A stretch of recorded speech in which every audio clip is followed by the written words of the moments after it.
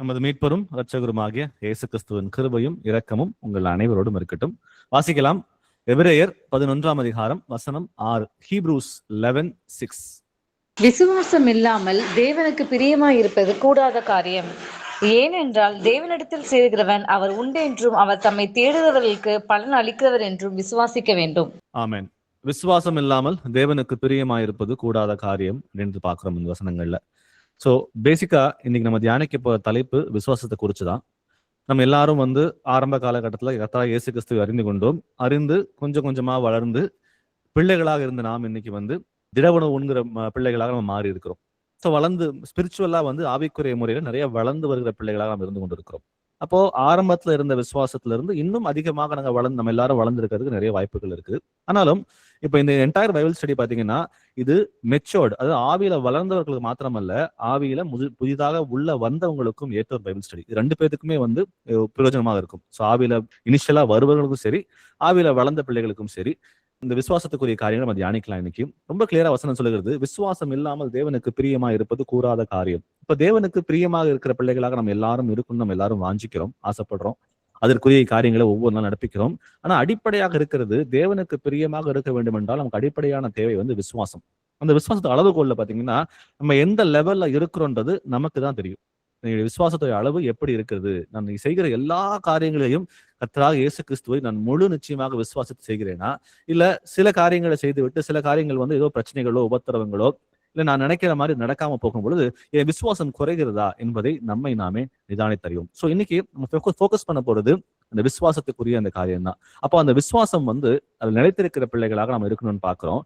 இன்னொரு விஷயம் பாத்தீங்கன்னா, நம்ம தேவனுக்கு பிரியமா இருப்பது கூடாத காரியம் அப்படின்ற ஒரு வார்த்தைகள் இங்க பாக்குறோம். அப்போ தேவனுக்கு பிரியமாக இருக்க வேண்டும் என்பது கர்த்தர் விரும்புகிறார். அந்த பிரியம் எப்படி இருக்கணும்னா, இது ஏதோ கொடுக்கல் வாங்கல் இருக்கிற மாதிரி. இப்ப நிறைய பேர் என்னன்னா, ஆரம்ப காலகட்டத்துல இயேசு கிறிஸ்துவை அறிவதற்கு முன்பாக யார் சத்தியம் சொல்லியிருப்பாங்க. அப்ப என்ன சொல்லியிருப்பாங்கன்னா, மோஸ்ட் ஆஃப் த டைம் நம்ம கேள்விப்படுறது நிறைய காலகட்டங்கள் என்ன சொல்றாங்கன்னா, நீங்க இயேசுவை ஏத்துக்குங்க, உங்க பிரச்சனை உங்க வாழ்க்கையில மாறும், நீங்க இயேசுகிட்ட ஜெபம் பண்ணுங்க, உங்களுக்கு கார் கிடைக்கும், இயேசுகிட்ட ஜெபம் பண்ணுங்க, உங்களுக்கு வீடு கிடைக்கும்னு சொல்லிட்டு ஒரு வியாபாரம் மாதிரி, குடுக்கல் வாங்கல் நடக்கிற மாதிரி தான் நிறைய மோஸ்ட் ஆஃப் டைம் பாத்தீங்கன்னா நம்முடைய அன்பு நம்ம அப்படி பிரதிபலிக்கிறோம். அப்படி கிடையாது. அது கர்த்தர் விரும்பவே இல்லை. அவர் விரும்புகிறது அவரோடு நம்ம எப்படி உறவாடுகிறோம், அவரோட எவ்வளவு நேரம் செலவழிக்கிறோம், அவருக்கு எது பிடிக்கும் எது பிடிக்காது என்று அறிந்து அதை வாழ்க்கையில நம்ம புரிந்து கொண்டு நடப்பிக்கிறோம். பாத்தீங்களா, இதுதான் கர்த்தர் விரும்புகிற காரியமாக இருக்குது. அப்போ தேவனுக்கு பிரியமாக நடக்கணும் அப்படின்னா முதல்ல அவரோட உறவை நம்ம மேம்படுத்துகிற பிள்ளைகளாக மாற வேண்டும் என்று பார்க்கிறோம். சோ இன்னைக்கு நிறைய காரியங்களை நம்ம தியானிக்கலாம். முதல்ல அடிப்படையாக இருக்கிறது விசுவாசம் என்பது ரொம்ப அடிப்படை. தேவன் இருக்கிறார். இந்த வானத்தையும் பூமியும் உண்டாக்குன தேவன் ஒருவர் மாத்திரம்தான். அவர் இருக்கிறார். அவர் அவர் அவர் இருக்கிறார்ன்ற காரியங்களை முழு நிச்சயமாக எந்த ஒரு டவுட்ஸுமே இல்லாம எந்த காலகட்டத்திலையும், ஏன்னா நம்ம எல்லாரும் வளர்ந்த பிள்ளைகளாக இருக்கிறோம், ஆரம்ப காலத்துல உள்ள வருகிறாவும் இருக்கிறோம், டிஃப்ரெண்ட் வாக்ஸ் ஆஃப் லைஃப் நம்ம எல்லாரும் இருந்தாலும் கூட ஒரு விஷயம் உறுதி, தேவன் இருக்கிறார். அவருடைய நாமம் இயேசு கிறிஸ்து. அவரை முழுமையாக விசுவாசிக்க வேண்டும். எந்த தடங்கள் வந்தாலும் சரி, உபத்திரம் வந்தாலும் சரி, நமக்குள்ள நம்ம நினைக்கிற போல நம்ம வாழ்க்கை நடக்காம போனாலும் சரி, எல்லா காலகட்டத்திலையும் நம்ம அவரை விசுவாசிக்கிற பிள்ளைகளாக இருக்கணும்ன்றது ரொம்ப பேசிக்கா இந்த வார்த்தைகள் நமக்கு சொல்லுகிறது. ஏன்னா விசுவாசம் இல்லாமல் தேவனுக்கு பிரியமா இருப்பது கூடாத காரியம். அடுத்தது பாத்தீங்கன்னா, ஏனென்றால் தேவனிடத்தில் சேருகிறவன் அவர் உண்டென்றும் அவர் தம்மை தேடுகிறவர்களுக்கு பலன் அளிக்கிறவர் என்றும் விசுவாசிக்க வேண்டும். அப்போ அவரை தேடுகிற பிள்ளைகளாக நம்ம மாறணும். அந்த தேடல் ஒருபோதும் விருதாக இருக்க போறதே இல்லை. தன்னை யார் என்று நமக்கு வெளிப்படுத்தி காட்டி நம் விசுவாசத்தை வளர்த்து விட்டு, அது மட்டுமல்ல, கடைசியாக நம் எல்லாருக்கும் அவர் பலனை தருகிற தேவனாகவே அவர் இருக்கிறார் என்பதை நம்ம பார்க்கிறோம். ஆனா விசுவாசம் நமக்கு தேவை. ஆனா விசுவாசம் வளர்ந்து கொண்டு வருகிற காலத்துல சம்டைம்ஸ் ஒரு சில ப்ராப்ளம்ஸ் நம்ம வாழ்க்கையில வருகிறது. அது முதல் ப்ராப்ளம் என்னன்னா, நம்ம அறிவுக்கு இடம் கொடுத்து நம்ம என்ன பண்றோம், சம்டைம் நம்ம தேவன் யார் என்று அறிந்தும் கூட இன்டெலக்சுவலா நம்ம அறிவை பயன்படுத்தி சில காரியங்கள் இது ஒத்து போகாது, இது எப்படி சாத்தியம்னு சொல்லிட்டு அந்த பேட்டில்ல நம்ம விழுந்து போகிறதுக்கு நிறைய வாய்ப்புகள் இருக்கு. சம்டைம் ஆவிக்குரிய வாழ்க்கையில ஒரு மாதிரி ஒரு ட்ரைனஸ், ஒரு மாதிரி ஒரு வெறுமையான ஒரு எண்ணங்கள், ஒரு சூழ்நிலை வரும்போது, தேவன் என் கூட தான் இருக்கிறாரா, நான் அவரை தானே விசுவாசிக்கிறேன் அப்படின்னு சொல்லி நினைச்சுக்கிட்டு, ஆனா என் கூட தான் அவர் இருக்கிறாரா என்ற உணர்வே இல்லாம ஒரு சந்தேகம் வரும் பாத்தீங்களா, அப்ப நம்முடைய விசுவாசம் ஆட்டோமேட்டிக்கா குறையவும் ஆரம்பிக்குது. இன்னொரு பிரச்சனை என்னன்னா, உலகத்தாரை பார்க்கும் பொழுது என்னை விட இவங்க மேன்மையா இருக்கிறாங்க, என்னை விட இவங்க வந்து நல்லா இருக்கிறாங்க அப்படின்னு சொல்லிட்டு அந்த எண்ணங்கள் வரும்போது கூட விசுவாசம் சம்டைம் குறைய ஆரம்பிக்குது. இன்னொரு பெரிய பிரச்சனை என்னன்னா, உலகத்தாரோடு ஒத்து வாழும் பொழுது நமக்கு விசுவாசமே இருந்தாலும் கூட மத்தவங்க நம்ம பார்த்து சொல்லுவாங்க பாத்தீங்களா, இதெல்லாம் வந்து பிரயோஜனம் இல்லை, இதெல்லாம் வந்து அவுடேட்டட், இந்த மாதிரி நீ இருந்தீங்கன்னா நீ வந்து வாழ்க்கையில முன்னுக்கே வர முடியாது, உனக்கு ரொம்ப கஷ்டம், நீ பைத்தியக்காரன் இப்படி பண்ணுவான்னு சொல்லிட்டு நம்முடைய விசுவாசத்தை வந்து குலைக்கிற விதமாக ஜனங்கள் பேசுவாங்க பாத்தீங்களா, அப்பொழுதும் கூட நம்முடைய விசுவாசம் ஆட்டோமேட்டிக்கா குறைய ஆரம்பிக்கும். இதெல்லாம் பிரச்சனைகள். இந்த பிரச்சனைகள் மத்தியில் தான் நாம் எல்லாரும் வாழ்ந்து கொண்டிருக்கிறோம். ஆனாலும் கூட ஒருபோதும் நம் விசுவாசம் வந்து குறையவே கூடாது. இன்னும் அதில் வளர வேண்டிய பிள்ளைகளாக நாம் மாற வேண்டும் என்றே கர்த்தர் விரும்புகிறார். அதை எப்படி வளர்த்துக் கொள்வது அப்படின்ற காரியத்தை சில வசனங்கள் வச்சு நம்ம தியானிச்சு பார்ப்போம். வாசிப்போம். ரோமர் 10 வசனம் 17. ரோமன்ஸ் 10:17. ஆதலால் விசுவாசம் கேள்வியினாலே வரும், கேள்வி தேவனுடைய வசனத்தினாலே வரும். ஆமென். இந்த விசுவாசத்தை வளர்த்துக் கொள்வது ஏதோ ஒரு கெஸ் ஒர்க் இல்ல. நான் ஏதோ உட்கார்ந்து இருக்கிறேன், அப்படியே வளர்றேன், யோசிக்கிறேன், விசுவாசத்துல வளர்றேன், அந்த மாதிரிலாம் இல்லவே இல்லை. விசுவாசத்துல வளர்வதற்கு ஒரு ஸ்ட்ரக்சர்ட் ஒரு பிளான் வந்து கர்த்தர் நமக்கு கொடுத்திருக்கிறார். எப்படி வளர வேண்டும் என்று ரொம்ப தெளிவாக நமக்கு இந்த வசனத்தின் மூலமாக பேசுகிறார். அவர் சொல்லாரு, ஆதலால் விசுவாசம் கேள்வியினாலே வரும், கேள்வி தேவனுடைய வசனத்தினாலே வரும். இங்க பார்க்கும்பொழுது விசுவாசம் கேள்வினாலே வரும் அப்படின்றது வந்து கேள்வி கேட்பதன் மூலமாக விசுவாசம் வளரப்போவதே இல்லை. தேவனுடைய வார்த்தைகளை நம்ம வாசிக்கும் பொழுது நமக்கு ஆட்டோமேட்டிக்கா விசுவாசம் வளர ஆரம்பிக்குது. அநேக சாட்சிகள் இந்த பூமியில வந்து பூமியில நடந்த அநேக காரியங்கள் வந்து நடந்த காரியங்கள், நடக்க போற காரியங்கள் எல்லாமே பைபிள்ல ரொம்ப தெளிவாக எழுதப்பட்டிருக்கிறது. அப்போ திருஷ்டாந்தமாக நமக்கு வைக்கப்பட்டிருக்கிறது. அப்போ அந்த வார்த்தைகளை வாசிக்கும் பொழுது 2000 வருடங்களுக்கு ஒண்ணு இல்ல, எடுத்துக்காட்டுக்கு இயேசு கிறிஸ்து ஜென்மன் அவர் பிறந்தது. அவர் பிறந்த பொழுது அந்த ஞானிகள் வந்து அவரை மீட் பண்ண வராங்க பாத்தீங்களா. அப்ப அந்த மாதிரி முன்பாக குறித்த காரியங்களை வந்து அவங்க புரிஞ்சுக்கிட்டு வந்து தேடி வராங்க. இயேசு கிறிஸ்து இங்க தானே பிறக்கணும், ஒரு பெத்லகேமில் பிறக்கணும்னு சொல்லிட்டு அந்த மாதிரி திருஷ்டாந்தங்களாக வைக்கப்பட்ட காரியங்கள் நிறைவேறிச்சு. இன்னும் கூட இப்போ காசா மொட்டையடிக்கப்படும் வார்த்தைகளை வாசிக்கிறோம்.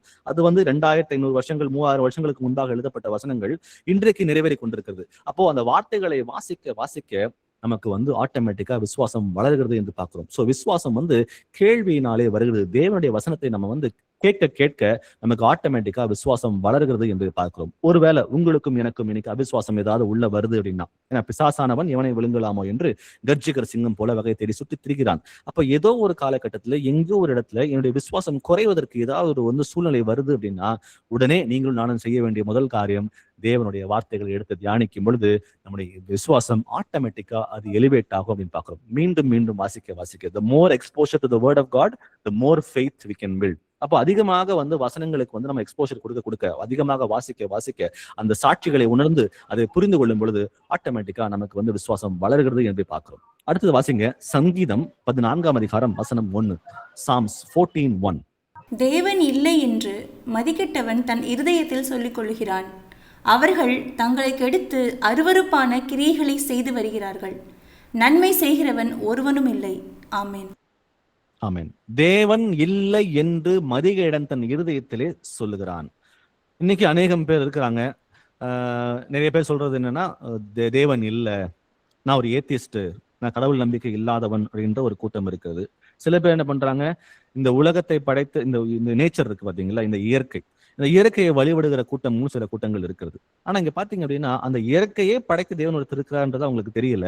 ஆனா இங்க வசனங்கள் சொல்லுகிறது, தேவன் இல்லை என்று மதிகேடன் தன் இருதயத்திலே சொல்லுகிறான். நாம் எல்லாம் மதிகெட்ட பிள்ளைகள் அல்ல, நாம் எல்லாம் ஞானம் உள்ள பிள்ளைகள். கர்த்தர் யார் என்பதை நமக்கு உணர்த்தி காட்டிருக்கிறார். அவருடைய அன்பை ருசி பார்ப்பதற்கு நமக்கு வந்து அவர் கிருபையும் கொடுத்திருக்கார் என்று பார்க்கிறோம். அப்போ வசனம் சொல்லுகிற பிரகாரமாக அவர்கள் தங்களை கெடுத்து அருவருப்பான கிரியைகளை செய்து வருகிறார்கள். நன்மை செய்கிறவன் ஒருவனும் இல்லை. அப்போ தேவனை வந்து மறுதலிப்பது, தேவன் இல்லை என்று மறுதலிப்பது, அது ஒரு முட்டாள்தனமான காரியமாக இருக்கிறது. ஏனென்றால் அவர் என்ன விரும்புகிறார் என்று புரிந்து கொள்ளாமல் பாவமே நிறைந்த வாழ்க்கையை வாழ்ந்து கொண்டு நரகத்துக்காகவே நியமிக்கப்பட்ட பிள்ளைகளாக அவர் மாறிக்கொண்டிருக்கிறார்கள். நாம் அப்பேற்பட்டவர்கள் அல்ல.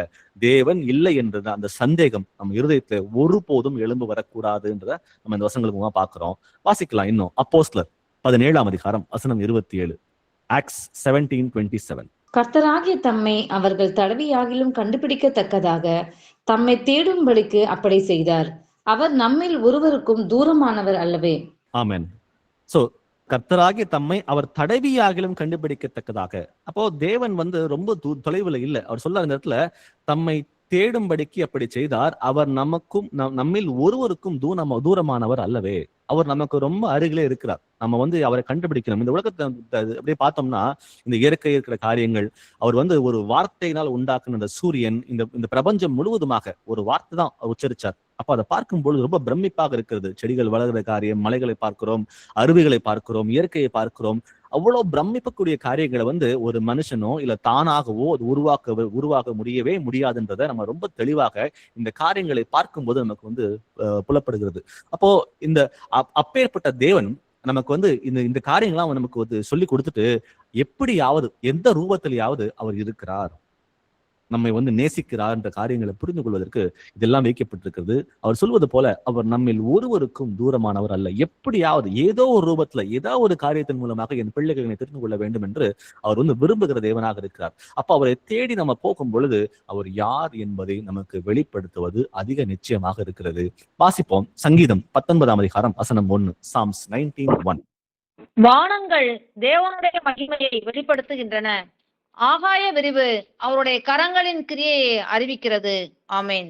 ஆமேன். சோ வானங்கள் தேவனுடைய மகிமையை வெளிப்படுத்துகின்றன, ஆகாய விரிவு அவருடைய கரங்களின் கிரியை அறிவிக்கிறது. சோ ரொம்ப தெளிவாக இந்த இயற்கையை பார்க்கும் பொழுது நமக்கு எப்பேற்பட்ட தேவன் என்பதை நமக்கு வந்து ரொம்ப பிரமிப்பு ஊட்டக்கூடிய காரியங்களாக தான் இருக்கிறது. அப்போ இந்த நம்ம பார்க்க வேண்டியது என்னன்னா, இந்த நேச்சர், இந்த இயற்கை, இந்த சுற்றுச்சூழல், இது எல்லாவற்றுக்கும் அப்பாற்பட்டு மேலாக இதையெல்லாம் படைத்த தேவன் அவர் எவ்வளவு பராக்கிரமம் நிறைந்த தேவனாக அவர் இருக்கிறார், அவர் எவ்வளவு வல்லமையுள்ள தேவனாக இருக்கிறார் என்பதை நம்ம உணரும் விதமாக அதை யோசிக்கிற பிள்ளைகளா நம்ம மாறும்போது நமக்கு ஒருபோதும் விசுவாசத்துல குறைபாடு வரவே வராது. ஏன் விசுவாசத்துக்கு வந்து குறைபாடு வருகிறதுனா, இது எல்லாம் அறிந்த பிறகும் கூட நம்ம அறிவை பயன்படுத்தி நம்ம என்ன பண்ணுவோம்னா, இதெல்லாம் சாத்தியமா, இதெல்லாம் வந்து இருக்குதா, இதெல்லாம் இல்லையான்னு சொல்லிட்டு, எப்படி சத்துருவானவன் வந்து ஏவாளை வந்து ஒரு ஒரு ஒரு டவுட்டை உண்டாக்கி, ஒரு சந்தேகத்தை உண்டாக்கி எப்படி வஞ்சித்தானோ, அது போல நமக்கும் கூட அந்த மாதிரி சந்தேகங்களை உண்டாக்கி நம்ம வஞ்சிப்பதற்கு அவன் அநேகம் வழிகளை தேடி கொண்டிருக்கிறான். ஒண்ணு மட்டும் உறுதி, தேவனாகிய கர்த்தர் இன்றைக்கு வரைக்கும் அவர் உயிரோடு இருக்கார். அவர் சதா காலங்களிலும் வாழுகிற தேவனாகவே இருக்கிறார். அவர் நமக்கு தூரமானவர் அல்ல.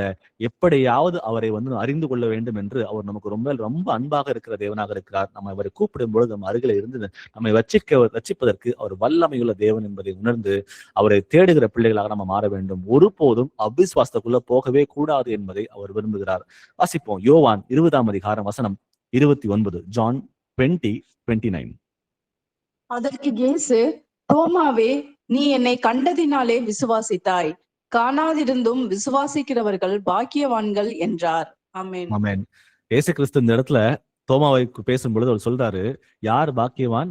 என்னை காணாதிருந்தும் விசுவாசிக்கிறவர்கள் பாக்கியவான்கள். அப்ப இந்த இடத்துல வந்து தேவன் நம்ம எல்லாருக்கும் வந்து பிரைஸ் பண்றார்.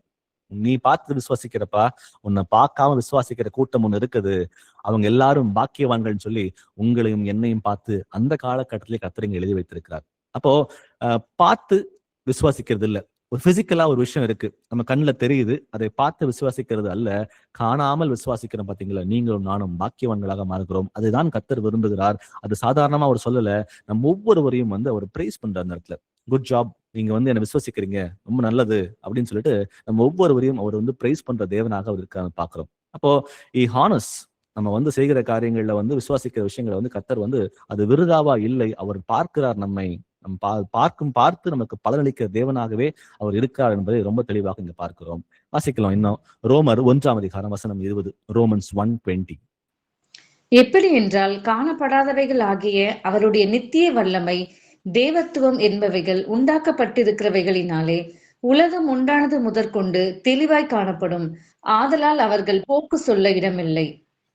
ஒருவருக்கும் போக்கு சொல்ல இடமில்லை என்று இந்த வார்த்தைகள் முடிகிறது. அவன் ஏத்திஸ்டா இருந்தாலும் சரி, அவன் வந்து நேச்சரை வந்து பார்த்து அது கடவுள்னு சொன்னாலும் சரி, இல்ல மற்ற தெய்வங்களை பார்த்து கடவுள்னு சொன்னாலும் சரி, யாருக்கும் போக்கு சொல்ல இடமே இல்லை. ரொம்ப கிளியரா இங்க சொல்லுது, காணப்படாதவைகளாகிய அவருடைய நித்திய வல்லமை, தேவத்துவம் என்பவைகள் உண்டாக்கப்பட்டிருக்கிறவைகளினாலே உலகம் உண்டானது முதற்கொண்டு தெளிவாய் காணப்படும். ஒருவரும் போக்கு சொல்ல இடமே இல்லை. ஆனாலும் அதை புரிந்து கொள்ளாமல் அதை வந்து அவிசுவாசத்துக்குள்ள ஏன் போறாங்கன்னா, பெரும்பாலும் வந்து அந்த ஆதார குறைவு, நான் வந்து இதெல்லாம் ரிசர்ச் பண்ணணும், ரிசர்ச் பண்ண நமக்கு ஆட்டோமேட்டிக்கா தெரிஞ்சிடும், ரிசர்ச் பண்றதுக்கு நமக்கு பொறுமையும் கிடையாது, அப்போ நமக்கு இதெல்லாம் பெருசா ஆதாரம் கிடையாது அப்படின்னு சொல்லி நம்பிட்டு என்ன பண்றாங்க அப்படின்னா, அதை வந்து ரிசர்ச்சே பண்ணாம தங்க மனம் என்ன சொல்லுகிறதோ அதை கேட்டு அவங்க என்ன பண்றாங்கன்னா பின்வாங்கி போயிடுறாங்க. தேவன் யார் என்று வந்து பகுத்தறியாம அவர் சொல்றாரு பாத்தீங்கன்னா, ரோமர் 12:2, தேவனுடைய நன்மையும் பிரியமும் பரிபூர்ணமான சித்தம் என்னதென்று பகுத்தறியத்தக்கதாக அப்படின்னு சொல்லி பாக்குறோம். ஸோ தேவன் யார் என்று அவருடைய வசனங்களை வாசித்து பகுத்தறிந்து நம்ம வந்து வளரணும்னு சொல்லி பாக்குறோம். ஆனா அந்த இடத்துல பகுத்தறிவதற்கு நமக்கு தேவை தாழ்மை. ஏன்னா நமக்கு தெரியாத ஒரு காரியங்களை வந்து புரிந்து கொள்ளணும்னா நமக்கு முதல்ல அந்த இடத்துல அது முக்கியமா ரிலிஜியஸ் ஆக்டிவிட்டி எனக்கு வந்து தேவை தாழ்மை. தாழ்மை இருந்தா மட்டும்தான் கர்த்தர் என்ன சொல்ல வராருன்னு கேட்டு நம்மை நாமே அவரிடம் ஒப்பு கொடுத்து அவர் சொல்லுகிற காரியங்களை புரிந்து கொள்வதற்கு நமக்கு வந்து எதுவாக இருக்கும். ஆனா பெரும்பாலும் அதை செய்ய யார் தவறுறாங்க அப்படின்னா, தனக்குள்ளே மேட்டிமை இருக்கிறவர்கள் வந்து இதனை ஆராய தேவையில்லை, எனக்கு புரிஞ்சுக்க தேவையில்லை. ரீசெண்டா கூட ஒருத்தர்கிட்ட பேசும்பொழுது, நான் இப்படியே இருந்துடுறேன், நான் புதுசா எதுவும் கத்துக்க தேவையில்லை, நான் இப்படியே இருந்துடுறேன், நான் இப்படியே வந்து புதுசா கத்துக்கிட்டு நான் குழம்பி போக நான் வந்து ரெடியா இல்லைன்னு சொல்லிட்டு சில பேர் சொல்லி கூட கேட்டேன். ஸோ பாத்தீங்கன்னா அந்த இடத்துல வந்து அவங்க தன்னை வந்து கத்தடும் ஒப்பு கொடுக்காமல் புதிய காரியங்களை கற்றுக்கொள்ளாமல் நான் இருக்கிறது போலவே இருக்கேன்னு சொல்லிட்டு தங்களை வஞ்சித்துக் கொள்கிறார்கள் பார்க்கிறோம்.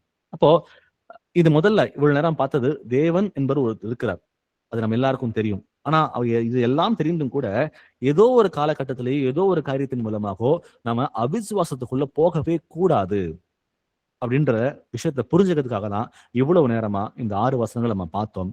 2வதா நம்ம பார்க்க போற தலைப்பு தேவனை பிரியப்படுத்தக்கூடிய ஒரு வாழ்க்கை. நான் ஆரம்பத்துல பார்த்தோம் பாத்தீங்களா, இந்த எபிரேயர் 11:6 விசுவாசம் இல்லாமல் தேவனுக்கு பிரியமாயிருப்பது கூடாத காரியம். சோ விசுவாசம் நமக்கு தேவைன்னு பார்த்தோம். அடுத்ததா நம்ம விசுவாசம் மாத்திரம் இல்ல, விசுவாசத்தோட சேர்ந்து தேவனுக்கு பிரியப்படுத்தக்கூடிய வாழ்க்கையை நம்ம வாழணும் அப்படின்றத நம்ம புரிஞ்சுக்கணும். ஆனா சம்டைம்ஸ் என்ன ஆகுது அப்படின்னா, பிரச்சனைகளை சொல்றேன் நானு, எனக்கு எல்லாம் தெரிஞ்சு கூட நான் இதை செஞ்சா கர்த்தர் பிரியப்படுவாரா, இதை செஞ்சா அவர் வந்து வருத்தப்படுவாரான்ற டிசர்ன்மெண்டே இல்ல. டிசர்ன்மெண்ட் ஏன் இல்லை அப்படின்னா, வசனங்கள் உள்ள இல்லாததுனால இது செஞ்சா அவருக்கு பிடிக்குமா பிடிக்காதான்ற உணர்வே இல்லாம நம்ம என்ன பண்றோம், சில டைம் வந்து தவறான காரியங்களை செய்து விடுறோம். வளர்ந்த கிறிஸ்தவர்கள் சொல்றேன் நான், வளர்ந்த சீஷர்கள் கூட சம்டைம்ஸ் என்ன பண்றோம், இது வந்து கர்த்தருக்கு பிடிக்குமா பிடிக்காதான்ற காரியங்களை வந்து உணர்ந்து கர்த்தருக்கு இது பிடிக்காதுன்னு தெரிஞ்சும் கூட நம்ம என்ன பண்றோம், பலவீனத்தினால கர்த்தருக்கு விரோதமான காரியங்களை செய்து மனுஷரை நம்ம திருப்திப்படுத்திடுறோம். சோ இதெல்லாம் வந்து பிரச்சனைகளாக நமக்கு இருக்கிறது. அப்போ இந்த பிரச்சனைகளுக்கு இடம் கொடுக்காம எதை செய்தாலும் கர்த்தருக்கு பிரியமுண்டாகத்தக்க காரியங்களை மாத்திரம் செய்ய நாம் எல்லாரும் அழைக்கப்படுகிறோம். அதற்குரிய வசனங்களை வாசிப்போம். ரோமர் 8:8. ரோமன்ஸ் 8:8. மாம்சத்துக்கு உட்பட்டவர்கள் தேவனுக்கு பிரியமாய் இருக்க மாட்டார்கள். ஆமென். ஆமென். அப்போ ஆவிக்குரிய வாழ்க்கை நம்ம வந்து இயேசு கிறிஸ்துவை மையப்படுத்தின வாழ்க்கையாகவே இருக்க வேண்டும் என்று இந்த வசனங்கள் நமக்கு சொல்லுகிறது. ஏன்னா மாம்சத்துக்கு உட்பட்டவர்கள் தேவனுக்கு ஒருபோதும் பிரியமாக இருக்க முடியாது. அப்போ நம்ம வளர்ந்த கிறிஸ்தவர்களா இருந்தாலும் சரி, ஆரம்ப காலகட்டத்தில் உள்ள வந்தவங்களா இருந்தாலும் சரி, யாரா இருந்தாலும் நம்ம மாம்சத்துக்குரிய காரியங்களை செய்கிற பிள்ளைகளாக இருந்தோமே ஆனால் அது தேவனுக்கு பிரியமாக இருக்க போறதே கிடையாது. அப்ப எது மாம்சத்துக்குரிய காரியம் அப்படின்னு கண்டுபிடிக்கிறது வசனங்களை வாசிக்கும் போது மட்டும்தான் இது மாம்சம் இது ஆவி என்பது நம்மளால வகையறுக்கவே முடியும். இப்ப கலாத்தியர்ல வந்து நம்ம 5ஆம் அதிகாரத்துல எடுத்து படிச்சு பார்த்தோம்னா அந்த 19 இருந்து மாம்சத்தின் கிரியைகள் வெளியரங்கமா இருக்கின்றன. அவையாவன விபச்சாரம், வேசித்தனம், அசுத்தம், காமவிகாரம், விக்கிரகாராதனை, பில்லி சூன்யம், பகைகள், விரோதங்கள், வைராக்கியங்கள், கோபங்கள், சண்டைகள், பிரிவினைகள், மார்க்கபேதங்கள், பொறாமைகள், கொலைகள், வெளிகள், களியாட்டுகள் முதலானவைகளே. இப்படிப்பட்டவைகளை செய்கிறவர்கள் தேவனுடைய ராஜ்யத்தை சுதந்திரிப்பது இல்லை என்று முன்னே நான் சொன்னது போல இப்பொழுதும் உங்களுக்கு சொல்லுகிறேன் அப்படின்னு சொல்லிட்டு ஒரு பெரிய லிஸ்ட். நான் சொல்றது இந்த லிஸ்ட் வந்து எக்ஸாஸ்டிவ் லிஸ்ட் கிடையாது, இதற்கு மேலும் நிறைய காரியங்கள் இருக்கிறது. அப்போ இங்க சொல்லப்பட்ட ஒரு முக்காவாசி பாவங்கள் நம்ம யார்ட்டையுமே இருக்கவே இருக்காது. ஆனா சில விஷயங்கள் வந்து நமக்குள்ள இருக்கும். அப்போ இந்த விஷயங்களுக்கு நம்ம இடம் கொடுக்கும் பொழுது என்னவா மாறுகிறோம்?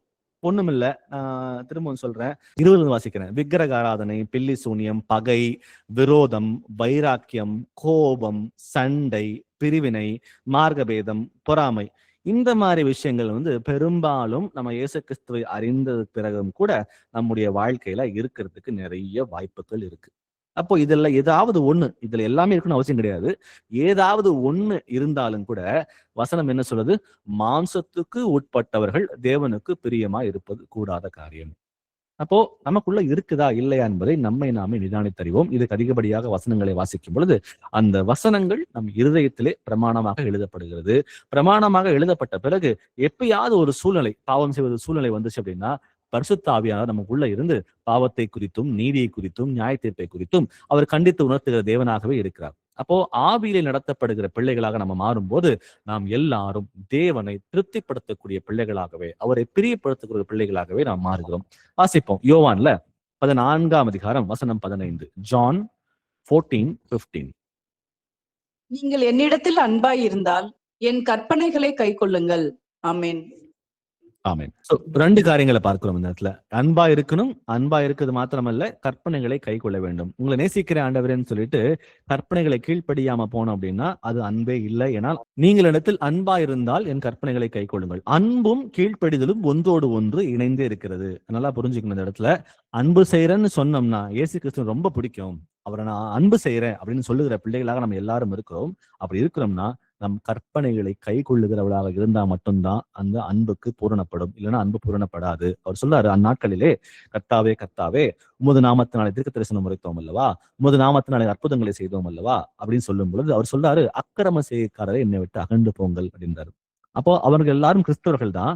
அவர்கள் வந்து தீர்க்க தரிசனம் உரைக்கிறாங்க, பிசாசுகளை துரத்துகிறார்கள், அற்புதங்களை செய்கிறார்கள், நவமான பாஷைகளை பேசுகிறார்கள்.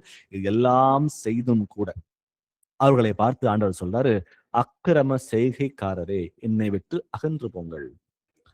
அவர்கள் எல்லாம் வந்து கர்த்தருக்குரிய காரியங்களை வந்து செஞ்சாலும், இதெல்லாம் ஊழியத்துக்குரிய காரியங்களை செய்யறாங்க. ஆனா ஊழியம் செய்தும் கூட அக்கிரமக்காரரேன்னு ஏன் சொல்றாருன்னா, அவர்கள் வெறும் கட்டளைகளை மாத்திரம் கீழ்ப்படுகிற பிள்ளைகளாக இருந்து அந்த இடத்துல அன்பு இல்லாம இருந்ததுனால மட்டும்தான் அவர்களை பார்த்து அக்கிரம செய்கைக்காரரே என்று சொல்கிறார். நாமும் கூட கட்டளைகளை மாத்திரம் கீழ்ப்படுகிற பிள்ளைகளாக இல்லாமல் அன்போடு கட்டளைகளை கீழ்ப்படுகிற பிள்ளைகளாக மாற வேண்டும் என்று கர்த்தர் விரும்புகிறார். அந்த கட்டளைகள் வந்து எப்படின்னா, இது செஞ்சா, இந்த நற்கிரியை செஞ்சார்னா எனக்கு வந்து உனக்கு பரலோகம் கிடைக்கும் அப்படின்னு சொல்லிட்டு அதை செய்கிற காரியங்கள். ஆனா அது கண்டிப்பா கர்த்தர் நம்ம கொடுக்க போகிறார். ஆனாலும் அதற்கு முன்பாக அதை அன்போடு செய்யணும். இது எங்க அப்பாவுக்கு பிடிக்கும், இவர் வந்து அதுதான் விரும்புகிறார், எங்க அப்பாவுக்கு எது வந்து பிளீசிங்கா இருக்குமோ, அவர் எது சந்தோஷப்படுவாரோ, அவர் எது திருப்திப்படுத்தக்கூடிய காரியமா இருக்குதோ அதை அவருக்காக செய்யணும் அப்படின்ற எண்ணங்களோடு செய்யறது வேற. ஆனாலும் கூட இதை செஞ்சா நம்ம வந்து இந்த தப்பு செஞ்சா நரகத்துக்கு போயிடுவோம், இது செஞ்சா பரலோகத்துக்கு போயிடும் சொல்லிட்டு அந்த கட்டளைகளை மாத்திரம் பிடித்து கொண்டு செய்கிற பிள்ளைகளாக இல்லாமல் எல்லாவற்றிலையும் அன்பை வெளிப்படுத்தி கட்டளைகளை கீழ்ப்படுகிற பிள்ளைகளாக மாற வேண்டும் என்று கர்த்தர் விரும்புகிறார். சோ இன்றைக்கு இந்த வாரம் நீங்க வேணா ஒண்ணு பண்ணுங்க. எல்லாரும் வந்து நிதானித்து பார்த்து ஏதோ ஒரு கட்டளை, கர்த்தர் எதை வந்து பிரியமாக இருக்கிறாரோ, இது நம்ம செய்ய முடியாம தடுமாறி கொண்டிருக்கிறோமோ அந்த வந்து அந்த அந்த காரியத்தை உணர்ந்து அன்போட எங்க அப்பாவுக்கு இதுதான் பிடிக்கும், இதுதான் நான் செய்வேன்னு சொல்லிட்டு அதை பிராக்டிக்கலா இந்த ஒரு வாரம் நீங்க என்ன பண்ணுங்கன்னா அதை கடைபிடித்து பாருங்க. அது வந்து அன்போட செய்கிற காரியமா இருக்கிறதுனால கர்த்தர் உங்கள் மேல வந்து ரொம்ப பிரியமாக இருந்து அவர் வந்து ஆசீர்வதிக்க தேவனாகவே இருக்கிறார். வாசிப்போம் அடுத்ததா மீகா 6ஆம் அதிகாரம் வசனம் 8. மீகா 6:8. மனுஷனே, நன்மை இன்னதென்று அவர் உனக்கு அறிவித்திருக்கிறார். நியாயத்தை செய்து இரக்கத்தை சிநேகித்து உன் தேவனுக்கு முன்பாக மனத்தாழ்மை நடப்பதை அல்லாமல் வேறு எண்ணத்தை கர்த்தர் உன்னிடத்தில் கேட்கிறார். 3 விஷயங்களை பார்க்கிறோம் இந்த இடத்துல. வேற எண்ணத்தை கர்த்தர் உன்னிடத்தில் கேட்கிறார் அப்படின்னு சொல்லி முடியுது. அவர் என்ன கேட்கிறார் அப்படின்னா, நியாயம் செய்து இரக்கத்தை சிநேகித்து உன் தேவனுக்கு முன்பாக மனத்தாழ்மையாய் நடப்பதே அல்லாமல். பிராக்டிக்கல். நம்ம வந்து இயேசு கிறிஸ்துவை அறிந்த பிள்ளைகளா அப்படி இருக்கிறோம் அப்படின்னா, கிரியை இல்லாத விசுவாசம் செத்ததா இருக்கிறது. எனக்கு விசுவாசம் இருக்கு ஆண்டவரே அப்படின்னு சொல்லுகிற பிள்ளைகளா மாத்திரம் இல்ல, அந்த விசுவாசத்தை பிரதிபலிக்கிற பிள்ளைகளாக மாற வேண்டும். அதான் வந்து மீகா 6:8 சொல்லுகிறது. முதல்ல நியாயம் செய்து இரக்கத்தை சிநேகித்து உன் தேவனுக்கு முன்பாக மனத்தாழ்மை, ஜஸ்டிஸ், மர்சி அண்ட் ஹியூமிலிட்டி.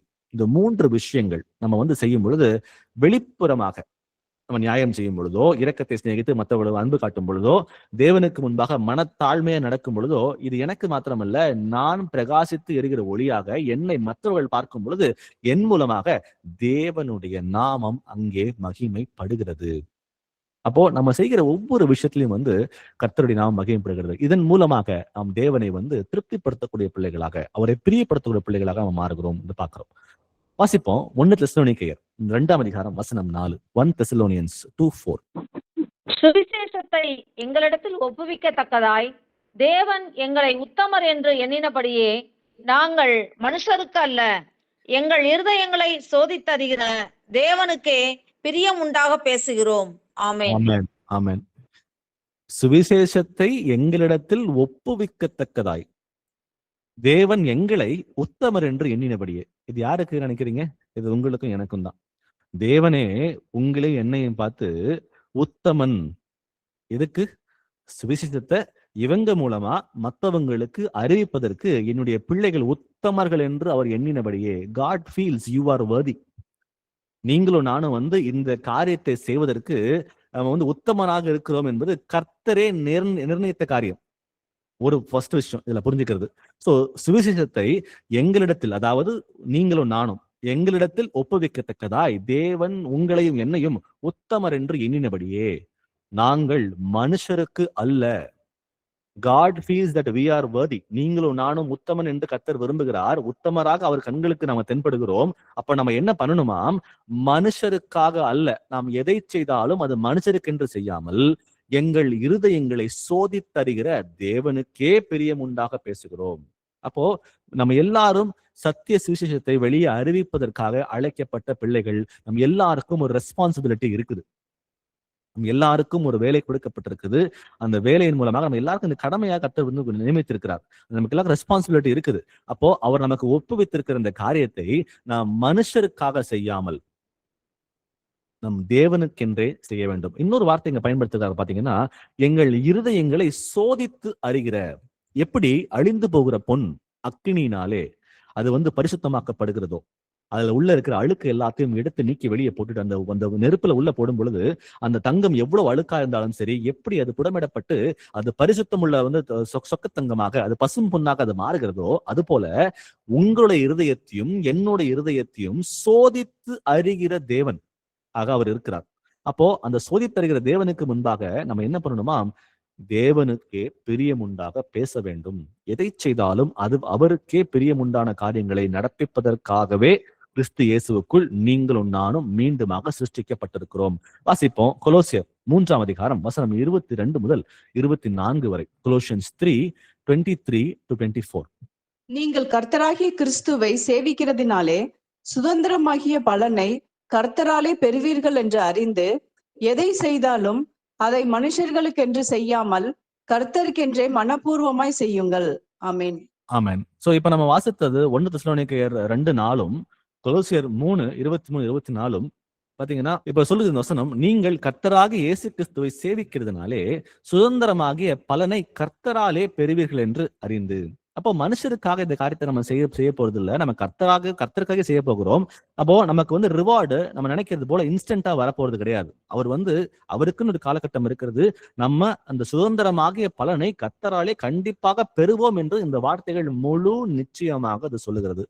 தேவனுடைய வார்த்தைகள் நேற்றும் இன்றும் என்றும் மாறாதவை. அவர் வானங்கள் நிலைத்திருக்கிறது. அது ஒருபோதும் அது மாற்றி பேச கர்த்தர் அவர் மனுஷன் கிடையாதுன்றது நம்ம எல்லாரும் அறிந்த பிள்ளைகளாகவே இருக்கிறோம். அப்போ கர்த்தருக்காக நம்ம செய்கிற ஒவ்வொரு காரியமும், தேவனை பிரியப்படுத்தக்கூடிய காரியங்கள் எதுவா இருந்தாலும் சரி, அதை நம்ம வாழ்க்கையில் நடப்பிக்கும் பொழுது வசனம் ரொம்ப தெளிவாக சொல்கிறது, சுதந்திரமாகிய பலனை கர்த்தராலே பெறுவோம் என்று நம்ம அறிந்த பிள்ளைகளாக எதை செய்தாலும், சின்ன சின்ன காரியங்களா இருந்தாலும் சரி, பெரிய காரியங்களா இருந்தாலும் சரி, எதை செய்தாலும் இதன் மூலமா கர்த்தர் பிரியப்படுவாரா, சந்தோஷப்படுவாரா, இல்ல துக்கப்படுவாரா, அவர் நம்ம ஆவியை அவர் கலங்கடிக்கிறோமா அப்படின்றத உணர்ந்து நம்ம எதை செய்தாலும், சிறு சிறு காரியமா இருந்தாலும் சரி, ஏன்னா இதெல்லாம் பிராக்டிக்கல் அப்ளிகேஷன். இது நம்ம கேட்டுட்டு போகிற பிள்ளைகளாக இருந்தோம்னா இதுல பிரயோஜனமே இல்லை. இதை பிராக்டிக்கலா தினந்தோறும் நம் வாழ்க்கையில நம்ம செயல்முறைப்படுத்த வேண்டியது நம்முடைய கடமை. இது செயல்முறைப்படுத்தினா மட்டும்தான் நம்ம தேவனுக்கு பிரியமாக இருக்க முடியும். அப்போ இல்லைன்னா கர்த்தருக்கு நம்ம ஒருபோதும் பிரியமாக இருக்க முடியாது. இந்த வார்த்தைகள் சொல்லுகிறது, அதை மனுஷருக்கென்று செய்யாமல் கர்த்தருக்கென்றே மனப்பூர்வமாய் செய்யுங்கள். இப்ப இந்த வார்த்தையை இங்க அழுத்துறாரு பவுல் எழுதும் பொழுது, கர்த்தருக்கென்றே செய்யுங்கள் சொல்லி முடிக்கவே இல்லை. இந்த இடத்துல கர்த்தருக்கென்று மனப்பூர்வமாய் செய்யுங்கள் அப்படின்னு சொல்லி எழுதுறாரு. ஏன் அது மனப்பூர்வமாய் அப்படின்னா, அந்த பாத்தீங்க பத்தில வாசிச்சோம், கர்த்தாவே கர்த்தாவே உமது நாமத்தினாலே தீர்க்கதரிசனம் முடித்தோம் அல்லவா, பிசாசுகளை துரத்தினோம் அல்லவான்னு சொல்லி கேட்கும் பொழுது, அக்கிரம செய்யக்காரரே, அவர்கள் செய்தார்கள், கர்த்தருக்கென்று செய்தார்கள், ஆனால் மனப்பூர்வமாய் செய்யவில்லை. அதை ஏதோ ஒரு அடிமை பயத்தினால, கட்டளை கீழ்ப்படி நரகத்துக்கு போயிருன்ற அந்த பயத்தினால செய்த காரியமாக இருக்கிறது. ரொம்ப தெளிவா இங்க சொல்கிறாரு, அதை சந்தோஷத்தோட, எங்க அப்பாவுக்கு இதுதான் பிடிக்கும், இதுதான் நான் செய்வேன். எங்க அப்பா ஒருபோதும் துக்கப்பட விட மாட்டேன். நான் பாவத்திலே வாழ்ந்தேன், பாவத்திலே வளர்ந்தேன், நரகத்துக்காக நியமிக்கப்பட்டிருந்தேன். ஆனாலும் என்னை பொறுக்கி எடுத்து, என்னை கழுவி, என்னை சுத்திகரித்து, அவர் முன்பாக என்னை ராஜாக்களும் ஆசாரியரும் ஆக்கின தேவனுக்கு நன்றி அறிதல் உள்ள மகளாக நான் இருப்பேன் என்று நம்மை நாமே அவரிடம் ஒப்பு கொடுத்து, எதை செய்தாலும் அதை கர்த்தருக்கென்று மனப்பூர்வமாய் செய்யும் பொழுது, அந்த மனப்பூர்வமாய் செய்யும் பட்சத்துல கர்த்தருக்கு நாம் பிரியமான ஒரு பிள்ளையாக, அவரை பிரியப்படுத்தக்கூடிய பிள்ளைகளாக நம்ம மாறுகிறோம். ரெண்டாவதா நம்ம பார்த்த தலைப்பு வந்து செய்கிற காரியங்கள். முதல்ல வந்து விசுவாசத்துல வளரணும்னு சொல்லி பார்த்தோம். ரெண்டாவதா இப்ப பார்த்தது வந்து நம்ம வந்து தேவனை பிரியப்படுத்தக்கூடிய பிள்ளைகளாக இருக்குன்னு பார்த்தோம். இப்ப மூன்றாவதா நம்ம பார்க்க போறது வந்து தேவனை அணுகி செல்லுகிற பிள்ளைகளாக நம்ம மாற வேண்டும். நம்ம சம்டைம் வந்து பிரச்சனைகள் வரும்பொழுது என்னன்னா நாமளே சமாளிக்க ஆரம்பிச்சோம் அந்த பிரச்சனைகளை. நான் தான் செஞ்சாகணும், எனக்கு ஹெல்ப் எதுவும் கிடையாது, இது நான் செஞ்சா மட்டும்தான் சரியா வரும்னு சொல்லிட்டு நாம அதை செய்ய ஆரம்பிச்சிடுறோம். ஆனா தேவன் வந்து நம்ம சில பாவங்கள் மூலமாக அவரை விட்டு பிரிந்திருப்போம். அப்போ அவரிடம் அணுகி செல்வதற்கு நிறைய சம்டைம்ஸ் என்ன பண்ணோம்னா ஒரு கில்ட்டி கான்சியஸ், ஒரு குற்ற உணர்ச்சியின் மூலமாக கூட நம்ம வந்து அவரிடம் போகிறதும் இல்லை. தான் செய்யணுன்ற எண்ணங்கள் மூலமாவும் நம்ம அவர்கிட்ட போறது இல்லை. ஸோ இந்த மாதிரி நிறைய பிரச்சனைகள் இருக்கிறது. ஆனா ரொம்ப முக்கியமா பார்க்கும் பொழுது சம்டைம்ஸ் அந்த பாவத்தின் மூலமாக ஒரு பாவம் செய்திருப்போம், அந்த பாவத்தினால வந்து கரைப்பட்ட பிறகு இதுக்கு மேல எனக்கு தகுதி இல்லை, அவர்கிட்ட போகிறதுக்கு எனக்கு வந்து வாய்ப்பு இல்லைன்னு சொல்லிட்டு சில பேர் பின்மாற்றம் அடைந்து போகிறது நம்ம பார்த்திருக்கிறோம். அப்போ அந்த மாதிரி பின்மாற்றம் அடைந்து போகிறதுக்கு நமக்கு இடமே கிடையாது. தேவன் நம்மை வந்து அதிகமாக அன்பு செய்கிறார். அவர் நீதிமானை ரட்சிக்க இந்த பூமிக்கு வரவே இல்லை, அவர் பாவிகளை ரட்சிக்குவதற்காகவே அவர் வந்திருக்காரு நம்ம பார்க்கிறோம். அப்போ எதையெல்லாம் அவரிடம் சென்று அடைவதற்கு தடை செய்கிறதோ அது எதுவா இருந்தாலும் சரி எல்லாவற்றையும் உடைத்திருந்து நம்ம தைரியமாக அவரிடம் போகிறதுக்கு வந்து அவர் நமக்கு வந்து ஆக்சஸ் கொடுத்திருக்கிறார். அதை குறித்து வசனங்களை வாசிப்போம். எபிரேயர் 4ஆம் அதிகாரம் வசனம் 16, Hebrews 4:16. ஆதலால் நாம் இரக்கத்தை பெறவும் ஏற்ற சமயத்தில் சகாயம் செய்யும் கிருபையை அடையவும் தைரியமாய் கிருபாசன தண்டையிலே சேர கடவும். இங்க பாத்தீங்கன்னா 2 வார்த்தைகள் இங்க. ஒண்ணு இரக்கம், ஒன்று ஏற்ற சமயத்தில் சகாயம் செய்யும் கிருபை. யாருக்கு இரக்கம் தேவை? பாவம் செய்தவர்களுக்கு இரக்கம் தேவை, அவர்கள் மீட்கப்பட வேண்டும். சோ அந்த இடத்துல யாரா இருந்தாலும் சரி அவர் சொல்றாரு நாம் இரக்கத்தை பெற அவர் பக்கத்துல வரலாம்னு சொல்லி இங்க பார்க்கிறோம். அடுத்த வருஷம் சொல்றது ஏற்ற சமயத்தில் சகாயம் செய்யும் கிருபை. ஏற்ற சமயம் நமக்கு வந்து ஏதோ ஒரு பிரச்சனை இருக்குது, ஒரு உபத்திரம் இருக்குது, ஒரு பிசாசின் மூலமா நமக்கு வந்து ஒரு பிரச்சனைகள் வந்துருச்சு, ஒரு பாவத்துல விழுந்துட்டோம், நமக்கு அந்த இடத்துல வந்து ஒரு சகாயம் தேவை கர்த்தரிடம் இருந்து. அதை விட்டு வெளியே வருவதற்கு அவர் கண்டிப்பா அவர் உதவி இல்லாம நம்மளால வெளியே வர முடியாதுன்ற அந்த பலவீனமான அந்த நேரத்துல இந்த வசனத்தை வாசி பாத்தீங்கன்னா, ஆதலால் நாம் இரக்கத்தை பெறவும் ஏற்ற சமயத்தில், த ரைட் மொமெண்ட். பாருங்க, நமக்கு எப்ப வந்து பலவீனமாக இருக்கிறதோ, நம்ம எப்ப வந்து நமக்கு சகாயம் தேவைப்படுகிறதோ, நமக்கு எப்ப உதவி தேவைப்படுகிறதோ அந்த நேரத்துல, அந்த ஏற்ற சமயத்துல அவர் சொல்றார் சகாயம் செய்யும் கிருபையை அடையவும். எப்படி வரணுமா அவர்கிட்ட?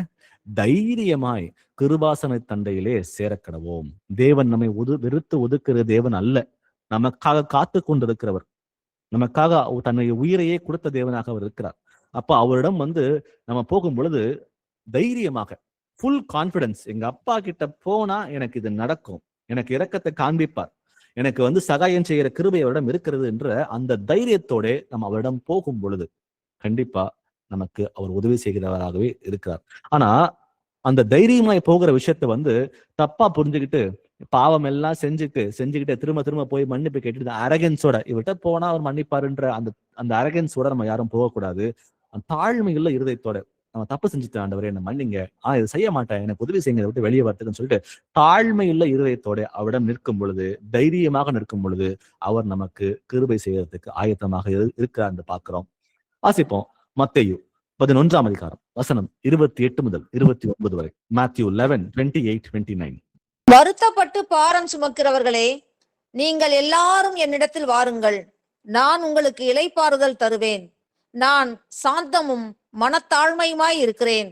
என் நுகத்தை உங்கள் மேல் ஏற்றுக்கொண்டு என்னிடத்தில் கற்றுக்கொள்ளுங்கள், அப்பொழுது உங்கள் ஆத்துமாக்களுக்கு இளைப்பாறுதல் கிடைக்கும். ஆமேன். ஆமேன். வசனம் 28 சொல்லுகிறது, வருத்தப்பட்டு பாரம் சுமக்கிறவர்களே. இதுவும் கூட வீக்கா, ஸ்பிரிச்சுவலி வீக்கா, பிசிக்கலி வீக்கா, சோ பலவீனமான ஒரு ஆவிக்குரிய ஒரு வாழ்க்கையா இருந்தாலும் சரி, பலவீனமான ஒரு மாம்சத்துக்குரிய காரியங்களா இருந்தாலும் சரி, வருத்தப்பட்டு பாரம் சுமக்கிறவர்கள் யாராக இருந்தாலும் வசனம் சொல்லுகிறது, நீங்கள் எல்லாரும் என்னிடத்தில் வாருங்கள். ஃபர்ஸ்ட் ஸ்டெப் என்ன இங்க?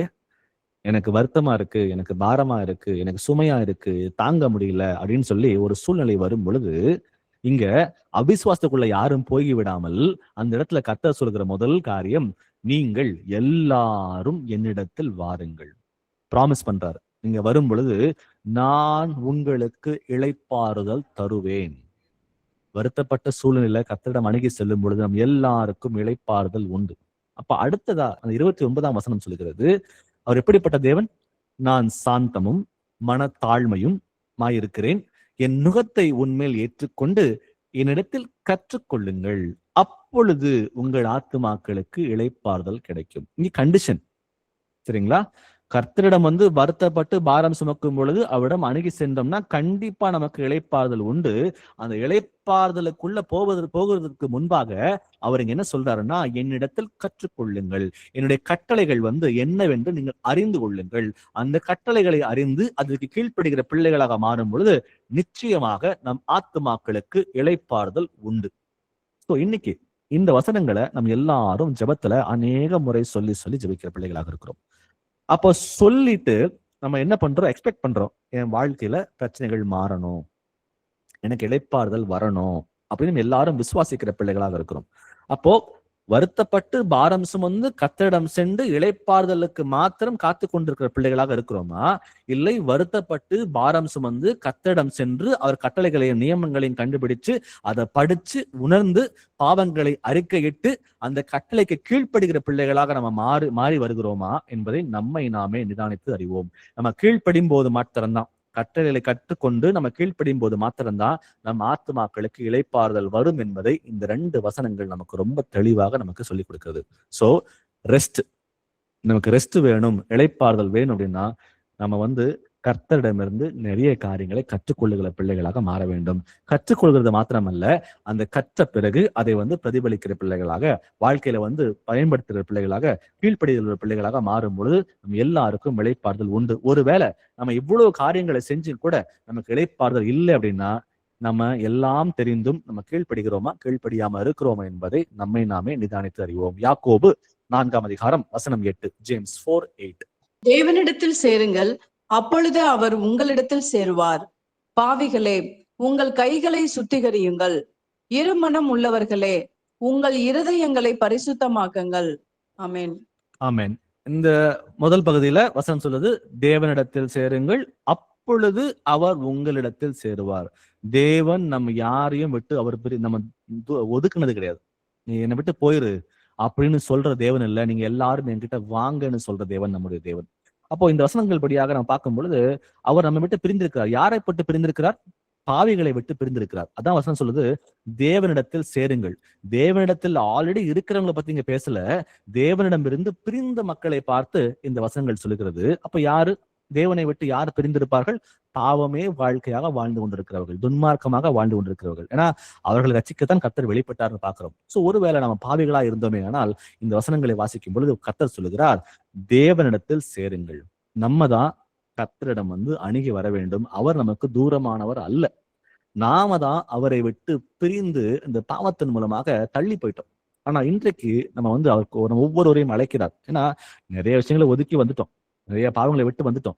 ஆனாலும் இன்னும் மனம் மாற வேண்டிய காரியங்கள் நிறைய இருக்குது. ஏன்னா மனுஷன் பலவீனம் உள்ளவனாக இருக்கிறான், எனக்கு சூழ்நிலைகள் நிறைய இருக்குது வாழ்க்கையில.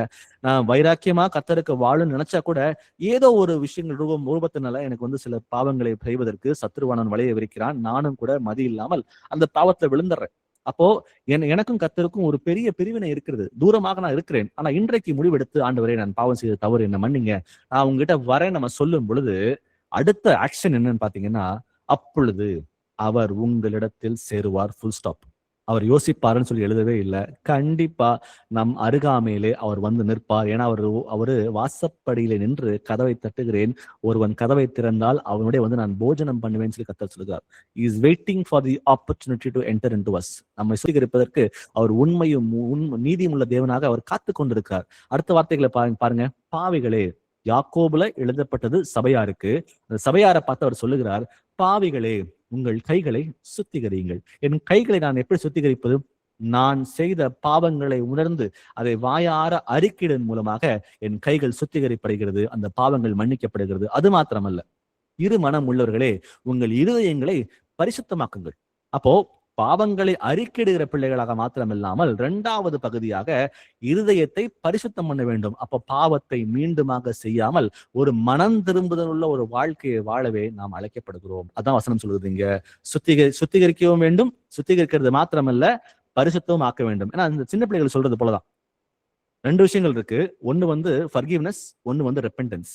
பாவத்தை வந்து செய்து செய்து அதை மீண்டும் மீண்டும் வாயால் அறிக்கிட்டு என்ன மன்னிங்கண்டவரே, என்ன மன்னிங்கண்டவரே, என்ன மன்னிங்கண்டவரேன்னு சொல்லுகிற பிள்ளைகளாக இல்லாமல், அந்த பாவம் என்னதென்று உணர்ந்து அந்த பாவத்துக்கு மன்னிப்பு கேட்டு, ஆண்டவரே இனிமே செய்ய மாட்டேன்னு சொல்லிட்டு உறுதியாக ஒரு மனம் திரும்புதலோடு இருக்கிறது தான் கர்த்தர் விரும்புகிற தேவனாக இருக்கிறார்ன்றத இந்த வசனங்கள் நமக்கு ரொம்ப தெளிவாக சொல்லுகிறது. மீண்டும் வாசிக்கிறேன். தேவனிடத்தில் சேருங்கள், அப்பொழுது அவர் உங்களிடத்தில் சேருவார். பாவிகளே, உங்கள் கைகளை சுத்திகரியுங்கள், இரு மனம் உள்ளவர்களே, உங்கள் இருதயத்தை பரிசுத்தமாக்குங்கள் என்று பார்க்கிறோம். வாசிப்போம் அடுத்ததா ரோமர் 5ஆம் அதிகாரம் வசனம் 2. ரோமன்ஸ் 5:2. அவர் மூலமாய் நாம் இந்த கிருபையில் பிரவேசிக்கும் ஸ்லாக்கியத்தை விசுவாசத்தினால் பெற்று நிலை கொண்டிருந்து தேவ மகிமையை அடைவோம் என்கிற நம்பிக்கையினாலே மேன்மை பாராட்டுகிறோம். ஆமென். இயேசு கிறிஸ்து மூலமாய் நாம் இந்த கிருபையில் பிரவேசிக்கும் ஸ்லாக்கியத்தை விசுவாசத்தினால் பெற்று நிலை கொண்டிருந்துன்னு பார்க்கிறோம். இப்ப விசுவாசத்தின் மூலமாக நம்ம வந்து இயேசு கிறிஸ்து மேல் விசுவாசம் வைக்கும் பொழுது அவர் கிருபையினால நம்ம எல்லாம் ரட்சிக்கப்பட்டிருக்கிறோம். அது மாத்திரமல்ல, பெற்று நிலை கொண்டிருந்து அதுல வேறொன்று இருப்பதற்கும் அவரே நமக்கு உதவி செய்கிற தேவனாக இருக்கிறார். அடுத்த வார்த்தைகள் சொல்லுகிறது, தேவ மகிமையை அடைவோம் என்கிற நம்பிக்கையினாலே மேன்மை பாராட்டுகிறோம் அப்படின்னு சொல்லி பாக்குறோம். இங்க பாத்தீங்கன்னா அடுத்தது அந்த நிலை கொண்டிருந்து அப்படின்ற வார்த்தைங்க பார்க்கணும். பாத்தீங்களா, விசுவாசத்துல நம்ம உள்ள வந்துட்டோம். விசுவாசத்துல உள்ள வந்ததுக்கு அப்புறம் அந்த வார்த்தையோட அர்த்தம் என்ன சொல்லுதுன்னா, நாம பாதுகாப்பாக, நிலையாக, உறுதியாக நம்ம வந்து தேவனுக்குள் இருப்பதற்கு அவரே நமக்கு உதவி செய்கிற தேவனாக இருக்கிறான்னு பார்க்கிறோம் இந்த இடத்துல. சோ இது எக்ஸ்டர்னல் ஃபேக்டர்ஸ் எதுவுமே இல்லை. ஆனா கர்த்தர் தன்னுடைய ஆவியினால் நமக்கு பலப்படுத்தி நமக்கு பாதுகாப்பாக வைத்து ஒரு நிலையாக, உறுதியாக நம்ம இருப்பதற்கு உதவி செய்கிறதாக இருக்கான்னு பார்க்கிறோம். அடுத்தது பாத்தீங்கன்னா, அந்த நம்பிக்கையிலே கேரண்டி உங்களுக்கு எனக்கு இருக்கு. அவரை விசுவாசித்து அவர் கட்டளைகள் கீழ்ப்பணிந்திருந்து அவருக்கு பிரியமான பிள்ளைகளாக நடக்கும் பொழுது தேவ மகிமையை அடைவோம் என்கிற நம்பிக்கையினாலே நாம் மேன்மை பாராட்டுகிறோம். அப்போ உங்களுக்கும் எனக்கும் அந்த நம்பிக்கை உறுதியாக இருதயத்தில் இருக்க வேண்டும். தேவனுக்கு பிரியமாக இருக்கும் பொழுது என்னை ஒருபோதும் அவர் கைவிட மாட்டார். யோவான் சொல்ற பாத்தீங்களா, என் ஆடுகள் என் சத்தத்திற்கு செவி கொடுக்கிறது, அவைகள் ஒரு காலம் கெட்டு போவதில்லை. அவரு தேவன் யார் என்று உணர்ந்து புரிந்து கொண்டு அவர் கட்டளைகளை அறிந்து அவருக்கு பிரியம் உண்டாகத்தக்க வாழ்க்கையை வாழ்கிற பிள்ளைகளாக நம்ம எல்லாரும் இருக்கிறோம். அப்படி இருக்கிற பட்சத்தில் நமக்கு வந்து நம்பிக்கை இருக்கிறது என்ன அப்படின்னா, தேவ மகிமையை நாம் அடைவோம் என்ற நம்பிக்கையில் நாம் மேன்மை பாராட்ட வேண்டும் என்று பார்க்கிறோம். வாசிப்போம் அடுத்ததா 1 யோவான் 1:9. 1 John 1:9. நம்முடைய பாவங்களை நாம் அறிக்கையிட்டால் பாவங்களை நமக்கு மன்னித்து எல்லா அநியாயத்தையும் நீக்கி நம்மை சுத்திகரிப்பதற்கு அவர் உண்மையும் நீதியும் உள்ளவராய் இருக்கிறார். ஆமென். தைரியமாக அவர் கிருபாசன தண்டையிலே நாம் சேர கடவுள்னு பார்க்கிறோம். நம்ம எதை குறித்தும் யோசிக்க தேவையில்லை. நம்ம எவ்வளவு பெரிய பாவியா இருந்தாலும் பரவாயில்ல, அந்த பாவங்களை அறிக்கையிடும் போது தேவாதி தேவன், ராஜாதி ராஜா, கர்த்தாதி கர்த்தர் தன்னுடைய வானத்திலிருந்து இறங்கி வந்து ரத்தத்தை சிந்தி உங்களை என்னை அவர் மீட்டெடுத்திருக்கிறார். அந்த பாவங்களை நாம் அறிக்கையிடும் பொழுது வசனம் சொல்லுகிறது 1 யோவான் 1:9, நாம் பாவங்களை அறிக்கையிட்டால் அதை வாயார, இந்த பாவம் என்பதை உணர்ந்து அந்த பாவத்தை வாயார அறிக்கையிடும் பொழுது நம் பாவங்களை நமக்கு மன்னித்து, எதை அறிக்கையிடுகிறோமோ அந்த பாவத்தை நமக்கு மன்னித்து, அதுக்கப்புறம் பாருங்க, எல்லா அநியாயத்தையும் நீக்கி, அது எப்பேற்பட்ட பாவமா இருந்தாலும் சரி, அந்த எல்லா பாவத்தையும் என்ன பண்றாருன்னா நம்மை அநியாயத்தின் வாழ்க்கையிலிருந்து அதை நீக்கி, அடுத்த வார்த்தை பாத்தீங்கன்னா சுத்திகரிப்பதற்கு. அப்போ பாவத்தை நீக்கிறது மாத்திரமல்ல, நம்ம வந்து சுத்திகரிக்கிறார் நம்ம தேவன். நம்ம சுத்திகரித்து அவருக்கு பிரியமாக எப்படி இருக்கணுமோ அந்த அளவுக்கு நம்ம பரிசுத்தப்படுத்தி அவர் முன்பாக வைப்பதற்கு அவரே ஆயத்தமாக இருக்கிறார். அப்ப நம்ம செய்ய வேண்டியது என்னன்னா, எந்த பாவம் வந்து நான் சுத்திகரிப்பு அடைய விடாமல், என் பாவத்தை வந்து மன்னிக்க விடாமல் தடையா இருக்கிறதோ அதை இன்னதென்று அறிந்து அதை வாயார அறிக்கையிட்டு மனம் திரும்பும் பொழுது கர்த்தராகிய இயேசு கிறிஸ்து உங்களையும் என்னையும் அவர் சுத்திகரிக்கிற தேவனாகவே அவர் இருக்கிறார். அடுத்தது வாசிக்கலாம், எபேசியர் 2ஆம் அதிகாரம் வசனம் 18. எபேசியன்ஸ் 2:18. அந்தபடியே நாம் திருத்தாரும் ஒரே ஆவியினாலே பிதாவினிடத்தில் சேரும் ஸ்லாக்கியத்தை அவர் மூலமாய் பெற்றிருக்கிறோம். ஆமென். நாம் இருதரத்தாருன்னு பார்க்கும் பொழுது ஜூ ஆர் ஜென்டைல், யூதரானாலும் சரி கிரேக்கரானாலும் சரி, யாரா இருந்தாலும் ஒரே ஆவியினாலே, இந்த பரிசுத்த ஆவி என்கிற ஒரே அந்த ஆவியினாலே நாம் வந்து தேவனிடத்தில் சேரும் ஸ்லாக்கியத்தை இயேசு கிறிஸ்துவின் மூலமாக நம்ம பெற்றிருக்கிறோம். அப்போ நம்ம எல்லாரும் வந்து எதுக்காக ரொம்ப பிரமிக்கிற காரியம் என்ன தெரியுமா? பல தடவை சொல்லியிருக்க இந்த விஷயத்த. அந்த பிரமிக்கிற காரியம், தேவன் வானத்திலிருந்து இறங்கி வந்தார், அவர் அன்பை வெளிப்படுத்தினார், அவர் ரத்தம் சிந்தினார், நமக்காக உடம்பு கிழிக்கப்பட்டுச்சு, நமக்காக மரித்து அடக்கம் பண்ணப்பட்டார் அப்படின்ட்டு நம்ம பாக்குறோம். இது வந்து அன்புக்கு ஒரு எல்லையே இல்லை. நீதிமானுக்காக மறிப்பதற்கு யாராவது முற்படுவாங்க, ஆனா பாவிகளுக்கு ஒருத்தரும் மறிக்க மாட்டாங்க. நான் பாவியாக இருந்த போதே என்னுடைய அப்பா இறங்கி வந்து எனக்காக மறித்தார், நம்ம எல்லாரும் உணர்கிறோம். இப்போ அது மாத்திரம் இல்ல, இன்றைக்கு கூட பரலோகத்துல கர்த்தருடைய ஆவிக்கு முன்பாக பரலோக சேனை என்ன பண்ணுது? பரிசுத்தர் பரிசுத்தர் பரிசுத்தர்ன்னு சொல்லிட்டு ஓயாமல் கர்த்தரை வந்து துதித்து கொண்டிருக்கு. அவர் ஆவிக்கு முன்பாக துதி பாடிக்கொண்டிருக்கிறார்கள். அப்பேற்பட்ட தேவனுடைய ஆவி, அந்த ஆவி இன்றைக்கு உங்களுக்குள்ளும் எனக்குள்ளும் இருக்கிறது. அப்ப அவருடைய அன்பு பாத்தீங்கன்னா, இந்த வானமே கொல்லாது பராக்கிரமம் நிறைந்த அந்த ஆவி, அந்த பரிசுத்த ஆவியானவர் இன்றைக்கு உங்களுக்குள்ளும் எனக்குள்ளும் இருக்கிறார் என்பதை கேட்கும் பொழுது, நினைக்கும் பொழுது அது பிரமிக்கக்கூடிய காரியமாக இருக்கிறது. அப்போ அந்த ஒரே ஆவியினாலே பிதாவிடத்தில் சேரும் ஸ்லாக்கியத்தை அவர் மூலமாய் நாம் பெற்றிருக்கிறோம். அப்ப அந்த ஆவியை பெற்ற பிள்ளைகள் நாம் வந்து தைரியமாக, இதுக்கு மேல அன்புக்கு வெளிப்பாடு தேவையா? உயிரையும் கொடுத்துட்டாரு, உயிரை மாத்திரம் கொடுக்கல, உயிரோட சேர்த்து தன்னுடைய ஆவியும் உங்களுக்கு எனக்கு கொடுத்திருக்காரு. அப்ப இதுக்கு மேல நம்ம எதுக்கு பயப்படணும்? நம்ம கர்த்தரிடம் வந்து தைரியமாக அவரிடம் வந்து அவர் கிருபாசன தண்டையிலே தாழ்மையுள்ள பிள்ளைகளாக அணுகி செல்லும் பொழுது அவர் நம்மை மன்னித்து நம்ம சுத்திகரிப்பதற்கு அவர் உண்மையும் நீதியும் உள்ள தேவனாகவே அவர் இருக்கிறார். அடுத்ததா நம்ம பார்க்க போறது வந்து கண்ணால் காண்பது விசுவாசம் அல்ல, காணாமல் விசுவாசிக்கிறோம் பாத்தீங்களா, அதெல்லாம் விசுவாசம்ன்ற காரியங்களை குறித்து நம்ம தியானிப்போம். ஆனா நிறைய பேர் ஐக்கியத்திலையும் சரி, நிறைய பேர் வந்து தடுமாறுகிற விஷயம் அதுதான். எனக்கு விசுவாசம் இருக்கு, ஆனா அது முழுசா இல்லை. எங்கேயோ இடத்துல வந்து எனக்கு அபிசுவாசம் வந்து பிறந்துருது, ஆனா அந்த அபிசுவாசத்துக்கு வந்து ஒருபோதும் இடம் கொடுக்க கூடவே கூடாது. நான் ஸ்பிரிச்சுவல் காம்ப்ரமைஸ் பண்ண ஆரம்பிச்சிட்டோம் அப்படின்னா நம்ம விழுந்து போயிடுவோம். சம்டைம்ஸ் என்ன ஆகுதுன்னா, நம்ம ஒரு ஜெபம் பண்றோம், ஜெபத்துக்கு வந்து உடனே பதில் வரல. உடனே பதில் வராத போது கர்த்தர் கேட்கிறாரா, அவர் கேட்கலையா, நான் சொன்னது அவருக்கு புரிஞ்சுதா, அவருக்கு புரியலையா, இது அவர் செய்வாரா, அவர் செய்ய மாட்டாரான்னு சொல்லிட்டு இந்த மாதிரி ஒரு அவிசுவாசம் வரும் பாத்தீங்களா, ஒரு டவுட் வரும் பாத்தீங்களா, ஆட்டோமேட்டிக் அவிசுவாசத்துல விழுந்துருவோம். இதுக்கெல்லாம் இடம் கொடுக்கவே கொடுக்காதீங்க. இப்ப பார்க்க போற வசனங்கள் நம்ம வந்து கண்ணால் காண்பது விசுவாசம் அல்ல, அதற்கு மேல ஒண்ணு இருக்குது. தேவன் வந்து சொன்னதை நிறைவேற்ற வல்லவராக அவர் இருக்கிறார் அப்படின்றத புரிந்து கொள்ற வகையில வாசிப்போம். 2 கொரிந்தியர் 5ஆம் அதிகாரம் வசனம் 6. 2 Corinthians 5:6. நாம் தரிசித்து நடவாமல் விசுவாசித்து நடக்கிறோம்.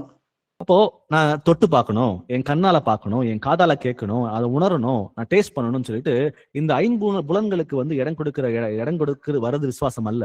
அதற்கு மேலாக தேவன் மேல விசுவாசம் வைக்கிற பிள்ளைகளாக நாம் எல்லாருமே வந்து கண்ணால கண்டு விசுவாசிக்கலாம் இயேசு கிறிஸ்துவ, கண்ணால காணாமல் விசுவாசிக்கிறோம். அது ஆரம்பத்திலேயே வாசிச்சோம்.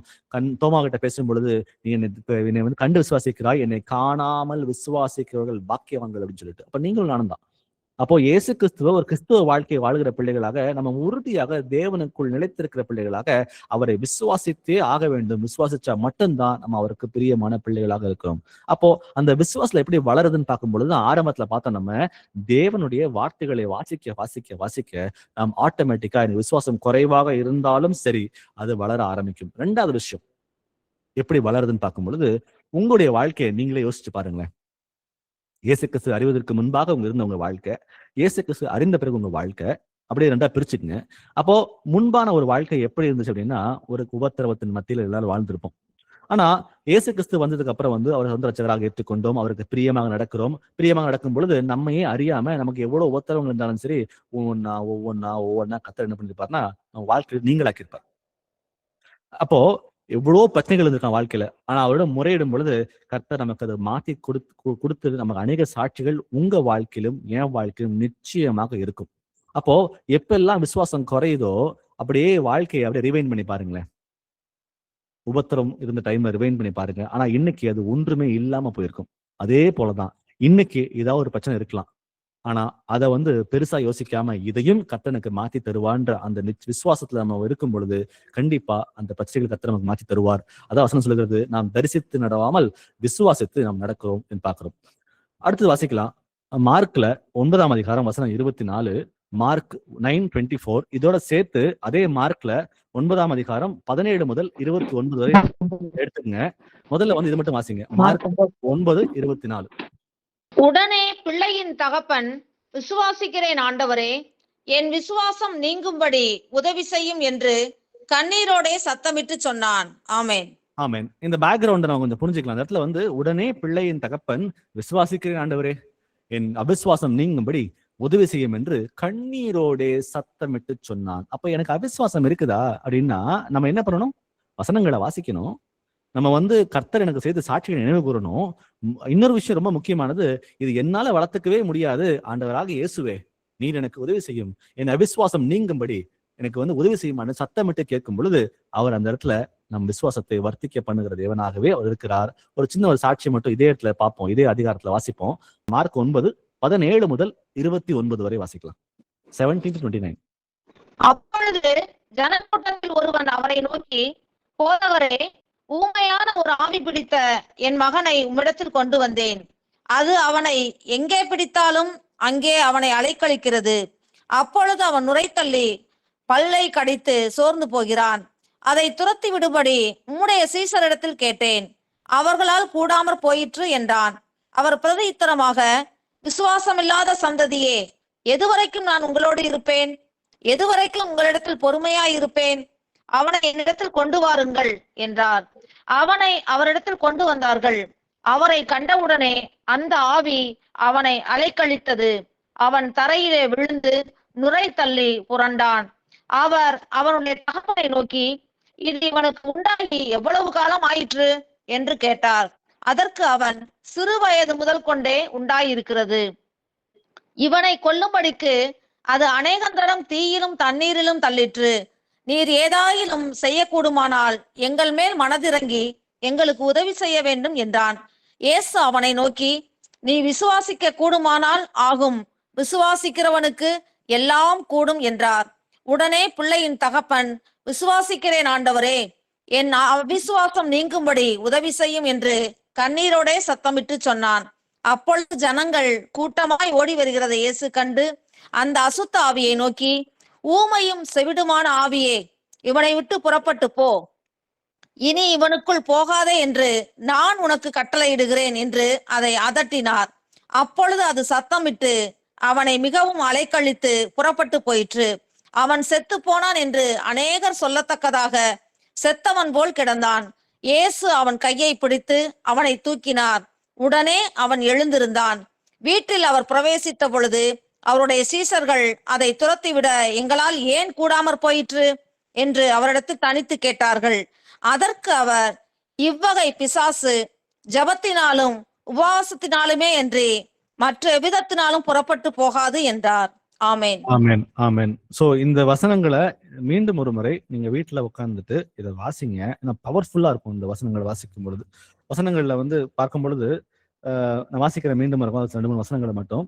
சோ பிரதித்திரமாக, விசுவாசம் இல்லாத மாறுபாடுள்ள சந்ததியை, எதுவரைக்கும் நான் உங்களுடைய கூட இருப்பேன், எதுவரைக்கும் உங்களிடத்தில் பொறுமையா இருப்பேன் என்பேன், பொறுமையா இருப்பேன்னு சொல்லி கர்த்தர் கேட்கிறார். அதுக்கு முன்னாடி வந்து அந்த பிசாசை பிடிச்சிருக்கிறது, அவனை அலைக்கழிக்கிறது, அவன் வந்து அந்த செவிட்டு பிசாசுன்னு சொல்லிட்டு அவங்க அப்பா வந்து சொல்றாங்க. அப்போ அந்த இடத்துல வந்து ஒரு பெரிய ஒரு பிரச்சனை இருக்கு. அந்த அந்த அந்த சீசர்கள் குணம் கொடுக்க முடியல. குணம் கொடுக்க முடியாதுன்னா கர்த்தர்ட்ட வராங்க. ஆனா அவங்க வந்து அந்த இடத்துல அவிசுவாசாவுக்கு வந்து விசுவாசம் இல்லாததுனால என்ன பண்றாங்கன்னா, கர்த்தரிடம் வருகிறாங்க. வந்துட்டு அவங்க கேட்கறாங்க, அந்த இடத்துல அவனை இடத்துல கொண்டு வாருங்கள். அவனை கண்ட உடனே அந்த ஆவி அவனை அலைக்கழித்து அவன் தரையில விழ நுரை தள்ளி புரண்டான் அப்படின்னு சொல்றாங்க. சொல்லி முடிச்சுட்டு, இது இவனுக்கு உண்டாகி எவ்வளவு காலம் ஆயிற்று என்று கேட்டால் அதற்கு அவர், சிறு வயது முதலே உண்டாயிற்று என்று சொல்லிட்டு ஒரு ஹிஸ்டரியை சொல்றாங்க. சொல்லி முடிச்சுட்டு அவங்க அப்பா கேட்கிறாரு இந்த இடத்துல, எங்களை மனது இறங்குங்க, இவனை கொல்லும்படி அது அநேக தரம் தீயிலும் தண்ணீரிலும் தள்ளிற்று. நீர் ஏதாகிலும் செய்யக்கூடுமானால் எங்கள் மேல் மனதுருகி எங்களுக்கு உதவி செய்ய வேண்டும் என்று ரொம்ப மன உருக்கத்தோட அந்த அப்பா வந்து அந்த கர்த்தரிடம் கேட்கிறார். கேட்கும் பொழுது அவர் சொல்லாரு, இயேசுவை நோக்கி, நீ விசுவாசிக்க கூடுமானால் ஆகும், விசுவாசிக்கிறவனுக்கு எல்லாம் கூடும். ஆனா அந்த சீசர்கள் போனும் பொழுது அந்த இடத்துல விசுவாசம் அவங்க அப்பாவுக்கு இல்ல. விசுவாசம் இல்லாததுனால அந்த இடத்துல வந்து சுகம் உண்டாகவே இல்லை பாக்குறோம். அப்போ இந்த இடத்துல அவர் சொல்றாரு, உடனே பிள்ளையின் தகப்பன், விசுவாசிக்கிறேன் ஆண்டவரே, என் அவிசுவாசம் நீங்கும்படி உதவி செய்யும் என்று கண்ணீரோட சத்தமிட்டு சொன்னான். சொன்ன உடனே கர்த்தர் வந்து கட்டளை கொடுக்குறாரு. அந்த இடத்துல கட்டளை கொடுத்த உடனே அந்த இடத்துல வந்து இந்த ஆவி வெளியே போகுதுன்னு நம்ம பார்க்கணும். இப்போ இந்த இடத்துல விசுவாசம் இல்லாம ஒரு சூழ்நிலை, விசுவாசத்தோட ஒரு சூழ்நிலை, அந்த விசுவாசத்தோட இருக்கிற சூழ்நிலை கூட அந்த அவரிடமே கேட்டு, இயேசுவே ஆண்டவரே நீர் எனக்கு உதவி செய்யுங்கன்னு சொல்லி கேட்டு இந்த இடத்துல. அப்போ நாமும் கூட இந்த இடத்துல நமக்கு அவிசுவாசம் இருக்குதா, எங்கேயோ ஒரு குறைபாடு இருக்குதுன்னு சொல்லி பார்க்கும் பொழுது, ஆண்டவரே எனக்கு உதவி செய்யுங்க ஆண்டவரே சொல்லி கேட்கும் பொழுது அவர் நமக்கு உதவி செய்யறாக இருக்கிறார் அப்படின்னு புரிஞ்சுக்கிறோம். வாசிக்கலாம். 1 பேதுரு 1:8. அவரை நீங்கள் காணாமல் இருந்தும் அவரிடத்தில் அன்பு கூறுகிறீர்கள். இப்பொழுது அவரை தரிசியாமல் இருந்தும் அவரிடத்தில் விசுவாசம் வைத்து சொல்லி முடியாததும் மகிமையால் நிறைந்ததுமாய் இருக்கிற சந்தோஷம் உள்ளவர்களாய் களி கூர்ந்து. ஆமென். ஆமென். அவரை நீங்கள் காணாமல் இருந்தும், இயேசு கிறிஸ்துவை நீங்கள் காணாமல் இருந்தும் அவரிடத்தில் அன்பு கூறுகிறோம் நம்ம எல்லாருமே. இப்பொழுது அவரை தரிசியாமல் அவரிடத்தில் விசுவாசம் வைத்து சொல்லி முடியாததும் மகிமையால் நிறைந்ததுமாய் இருக்கிற சந்தோஷம் உள்ளவர்களாய் களி கூர்ந்து அப்படின்னு சொல்லி பார்க்கிறோம். நம்ம எல்லாரும் நம்ம யாரும் கர்த்தரை பார்க்கல, ஆனாலும் தேவன் எப்பேற்பட்டவர் என்பதை வேத வாக்கியங்கள் மூலமாகவும் நம்முடைய வாழ்க்கையில அவர் கொடுத்த விடுதலை மூலமாகவும் தேவனுடைய தன்மை என்ன, அவர் குணாதிசயம் என்ன என்பதை நாம் எல்லாரும் புரிந்து கொண்டிருந்த பிள்ளைகளாகவே இருக்கிறோம். அவரை கண்ணில் காணல, நீங்களும் நானும் கர்த்தராகிய இயேசு கிறிஸ்து கண்ணில் பார்க்கவே இல்லை, ஆனால் வசனங்கள் மூலமாகவும் சரி, தேவன் நமக்கு அருளிய சொல்லி முடியாத ஈவுகள் மூலமாக அவர் எப்பேற்பட்டவர் என்பதை நாம் எல்லாரும் ருசி பார்த்த பிள்ளைகளாகவே இருக்கிறோம். அப்போ அவரை காணாமல் இருக்கிறோம், நாம அவரை தரிசியாமல் இருக்கிறோம், ஆனாலும் ஒண்ணு மட்டும் உறுதி, நம் எல்லாருக்கும் நித்திய ஜீவன் வைக்கப்பட்டிருக்கிறது, நம் எல்லாருக்கும் ரட்சிப்பு உண்டு. அவரை விசுவாசிக்கிற பிள்ளைகளுக்கு அது நிச்சயமாக உண்டு என்பதை பார்க்கிறோம். அடுத்தது பாத்தீங்கன்னா, சொல்லி முடியாததும் மகிமையால் நிறைந்ததுமா இருக்கிற சந்தோஷம் உள்ளவர்களாய் களி கூர்ந்து. அந்த சந்தோஷத்தை வெளிப்படுத்துகிறதுக்கு வார்த்தையே இல்லை. இங்க பேதுரு எழுதும் பொழுது அவரை நம்ம பார்க்கல, நீங்க அவரை காணல, ஆனா அவருக்கு அன்பு கூறுறீங்க, இப்போ தரிசிக்கல, ஆனா அவர் மேல விசுவாசம் வைத்திருக்கிறீங்க. ஆனா ஒண்ணு மட்டும் உறுதி, அவருடைய கிருபை, அவருடைய ஈவு, அதை சொல்ல முடியாத அந்த மகிமை நிறைந்திருக்கிற சந்தோஷம் உள்ளவர்களாய், அந்த இன்எக்ஸ்பிரசிபிள் ஜாய், அது சொல்லியே முடியாது, அவ்வளவு சந்தோஷம் உள்ள ஒரு காரியம் என்பதை இந்த வார்த்தைகள் நமக்கு சொல்லுது. இப்போ நமக்கு உபத்திரவங்கள் வரும், கஷ்டமான ஒரு சூழ்நிலைகள் வரும், அது எது வந்தாலும் சரி, அந்த எவ்வளவு கடினமாக அது இருந்தாலும் சரி, நம்முடைய விசுவாசம் உறுதியாக நம்ம இருக்கும் பொழுது, அவர் இன்னும் அன்பு கூர்ந்து அவரை தரிசிக்கலனாலும் பரவாயில்ல, அவர் மேல விசுவாசம் வைக்கிற பிள்ளைகளாக நம்ம இருக்கும் பொழுது, நமக்கு கடைசியா கிடைக்க போறது நம்ம நினைத்து பார்க்கிறதற்கு மேலாக சந்தோஷப்படக்கூடிய காரியம் கர்த்தரிடமிருந்து வெளிப்படும் என்பதை பார்க்கிறோம். வாசிக்கலாம். எபிரேயர் 12ஆம் அதிகாரம் வசனம் 1 முதல் 2 வரை. Hebrews 12:1-2. ஆகையால் மேகம் போன்ற இத்தனை திரளான சாட்சிகள் நம்மை சூழ்ந்து கொண்டிருக்க, பாரமான யாவற்றையும் நம்மை சுற்றி நெருங்கி நிற்கிற பாவத்தையும் தள்ளிவிட்டு, விசுவாசத்தை துவக்குறவரும் முடிக்கிறவருமாய் இருக்கிற இயேசுவை நோக்கி நமக்கு நியமித்திருக்கிற ஓட்டத்தில் பொறுமையோட ஓடக்கடவும். அவர் தமக்கு முன் வைத்திருந்த சந்தோஷத்தின் பொருட்டு அவமானத்தை எண்ணாமல் சிலுவையை சகித்து தேவனுடைய சிங்காசனத்தின் வலது பாசத்தில் வீற்றிருந்தார். ஆமென்.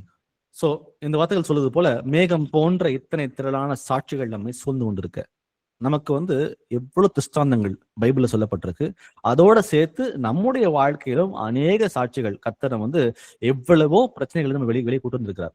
அப்போ அவர் சொல்றாரு, இத்தனை திரளான சாட்சிகள் நம்மை சூழ்ந்து கொண்டிருக்க, பாரமான யாவற்றையும், ஆவியில வளர விடாம நம்மை தடை செய்கிற பாரமான காரியங்கள் எதுவா இருந்தாலும் சரி, அதை நம்மை தள்ளிவிட வேண்டும் என்று பார்க்கிறோம். நம்மை சுற்றி நெருங்கி நிற்கிற பாவத்தையும் தள்ளிவிட்டு, கர்த்தர் ஆவிக்குள்ள வளர விடாம தடை செய்கிற பாவங்கள் எதுவா இருந்தாலும் சரி, அதை தள்ளிவிட்டு விசுவாசத்தை துவக்குகிறவரும் முடிக்கிறவருமாய் இருக்கிற இயேசுவை நோக்கி, நம் கண்கள் யாரை நோக்கி பார்க்க வேண்டும் என்றால் இயேசு கிறிஸ்துவை. ஏன்னா நமக்காக அவர் அவமானத்தை ஏற்றுக்கொண்டார், சிலுவையை சகித்தார், உடம்பு கிழிக்கப்பட்டுச்சு, எவ்வளவு வேதனைகள், இது எல்லாவற்றையும் அவர் சகித்த ஒரே ஒரு காரணம், நீங்க நான் ரட்சிக்கப்படணும் அப்படின்ற ஒரே ஒரு காரணத்துக்காக தான். அப்போ எவ்வளவு உபத்திரவங்கள் இருந்தாலும் சரி, அந்த நேரத்துல இயேசுவை மாத்திரம் நோக்கி இருக்கிற பிள்ளைகளாக நமக்கு நியமித்திருக்கிற ஓட்டத்திலே நாம் பொறுமையோட ஓடக்கடவும். ஏன்னா பொறுமையா இருந்தா மாத்திரம்தான் நமக்கு ஜெயம் உண்டு. ஆனா எல்லாவற்றையும் அறிந்தும் கூட இயேசுவை கண்ணோக்கி பரிசுத்தாவியை பெற்று பரம ஈவை ருசி பார்த்த பிறகும் கூட நமக்கு பொறுமை இல்லாம நம்ம பின்வாங்கி போனோமே, ஆனால் நம்ம பட்ட பிரயாசம் எல்லாம் விருதாவாக போகும் என்று பார்க்கிறோம். சோ இயேசுவை எது செய்தாலும், பிரச்சனைகள் வந்தாலும் சரி, உபத்திரங்கள் வந்தாலும் சரி, இயேசு கிறிஸ்துவை நோக்கி இருக்கிற பிள்ளைகளாக நம்ம இருக்கும் பொழுது நம்ம இன்னும் அவருக்கு பிரியமான பிள்ளைகளாக நடக்க முடியும். கடைசியா ஒரு வசனத்தோடு நிறைவு செய்யலாம். சங்கீதம் 73ஆம் அதிகாரம் வசனம் 28. சாம்ஸ் 73:28. எனக்கோ தேவனை அண்டிக் கொண்டிருப்பதே நலம், நான் உமது கிரியைகளை எல்லாம் சொல்லி வரும்படி கர்த்தராய் ஆண்டவர் மேல் என் நம்பிக்கையை வைத்திருக்கிறேன். ஆமேன். ஆமேன். அப்போ கர்த்தரை அண்டிக் கொண்டிருப்பதே எனக்கு நலம், எனக்கு வேற ஒண்ணுமே வாழ்க்கையில வேண்டாம், எனக்கு தேவை தேவன், அவருக்கு எது பிரியம் அதை மாத்திரம் நடப்பிப்பேன். ஏன்னா நான் மத்தவங்க யார் கையில விழுந்தாலும் என்னுடைய வாழ்க்கை உருப்படாது. நான் கர்த்தருடைய கைகளை விழுந்தா மாத்திரம்தான், அது தவறாக இருந்தாலும் சரி, அதை மாற்றித்தர அவரால் முடியும். நான் கர்த்தரை அண்டிக் கொண்டிருப்பதே உங்களுக்கும் எனக்கும் நலம் என்று பார்க்கிறோம். நான் உமது கிரியைகளை எல்லாம் சொல்லி வரும்படி. இந்த இடத்துல தேவன் நமக்கு எவ்வளவோ காரியங்களை நமக்கு வாழ்க்கையில மாத்தி கொடுத்திருக்கார். அப்போ அவர் அண்டிக் கொண்டிருக்கிற பிள்ளைகளா மாத்திரம் இல்ல, அடுத்தது நம்ம செய்ய வேண்டியது, நான் உமது கிரியைகளை எல்லாம் சொல்லி வரும்படி. நம்ம வெளியே சத்திய சுவிசேஷத்தை அறிவிக்கிற பிள்ளைகளா நாம் எல்லாரும் மாற வேண்டும். ஏனென்றால் கிரியை இல்லாத விசுவாசம் செத்ததா இருக்கிறது. நான் தேவனை அண்டிக் கொண்டு வீட்டை பூட்டிக்கிட்டு நான் மட்டும் உட்கார்ந்துட்டு இருப்பேன்னு சொல்லி நினைக்கிற பிள்ளைகளாக இல்லாமல், அவர் நமக்கு செய்த நன்மைகளை நான் வெளியே போய் அறிவிக்கும் பொழுது இந்த கர்த்தரை ஏத்துக்குங்க, இல்ல நரகத்துக்கு போறீங்கன்னு சொல்லிட்டு நம்ம பயன்படுத்துகிற பிள்ளைகளாக இல்லாமல், அன்போடு கர்த்தர் என் வாழ்க்கையில எவ்வளவோ மாற்றி கொடுத்திருக்கிறார். எனக்காக அவர் இறங்கி வந்தார், ரத்தம் சிந்தினார், எனக்காக அவர் உயிரை கொடுத்திருக்காரு, நீ பாவத்துல வாழ வேண்டாம் அப்படின்னு சொல்லிட்டு ஒருத்தரை அன்போடு சத்தியத்தை அறிவிக்கிற பிள்ளைகளாக, நம் வாழ்க்கையில அவர் செய்த அநேக சாட்சிகளை வெளிப்படுத்துகிற பிள்ளைகளாக நாம் எல்லாரும் மாற வேண்டும். அடுத்த வசனம் சொல்லுது, கர்த்தராகிய ஆண்டவர் மேல் என் நம்பிக்கையை வைத்திருக்கிறேன். அவர் அந்த நம்பிக்கையை வைத்திருக்கிறேன் அப்படின்னா, இஸ் மை ரெஃப்யூஜ். அவர் எனக்கு கோட்டையாக இருக்கிறார், எனக்கு அரணாக இருக்கிறார், எனக்கு பலத்த துருகமாக இருக்கிறார், அவர் உயர்ந்த அடைக்கலத்தில் என்னை வைத்திருக்கிறார். அவரை அண்டி செல்லும் பொழுது எனக்கு ஒரு சேதமும் ஏற்படாது. அவர் என்னை பாதுகாக்கிற தேவனாகவே இருக்கிறார் என்பதை அந்த உணர்வோடு. ஏன்னா அவரிடம் போகும் பொழுது நமக்கு பாதுகாப்பு ஒன்றுன்ற அந்த நிச்சயம் நமக்கு வேணும். ஆனா அதான் வசனம் சொல்லுது, கர்த்தரிடம் அண்டி போகும் பொழுது உங்களுக்கும் எனக்கும் 100% பாதுகாப்பு உண்டு. அந்த உணர்வுக்குள்ள நம்ம வரணும். அது வந்துட்டோம்னு வச்சுங்களேன், நம்ம யோசிக்கிறது, நம்ம செயல்படுத்துறது எல்லாமே இன்றைக்கு இருப்பது போது இல்லாமல் இன்னும் அதிகமாக கர்த்தரை பிரியப்படுத்தக்கூடிய வாழ்க்கையை வாழ்வதற்கு அது ஏதுவாக இருக்கும். அந்த உணர்வோடு நம்ம யாராவது ஒருத்தர் கர்த்தர் நமக்கு கொடுத்த அந்த செய்திக்கு நன்றி செலுத்தி, நாம் எல்லாரும், என்னையும் சேர்த்து உங்களையும் சேர்த்து, நம்ம எல்லாரும் ஒருபோதும் விசுவாசத்துல வழுகி போகிற பிள்ளைகளாகவும் இல்லாமல், வசனம் சொல்வது போல, எபிரேயர் 11:6 சொல்வது போல, விசுவாசம் இல்லாமல் தேவனுக்கு பிரியமா இருப்பது கூடாத காரியம்.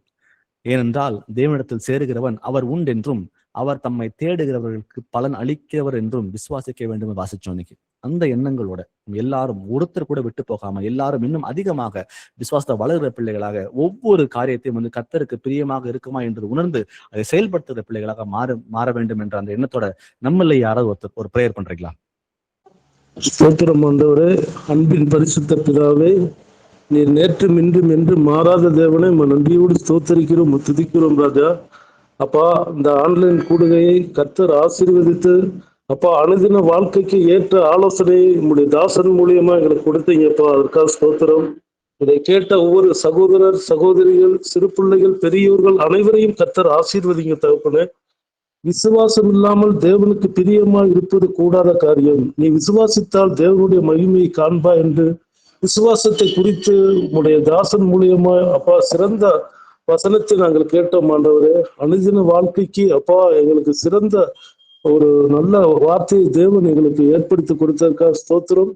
விசுவாசமானது நம்பப்படுவதின் உறுதியும் காணப்படாத நிச்சயமா இருக்கிறதப்பா.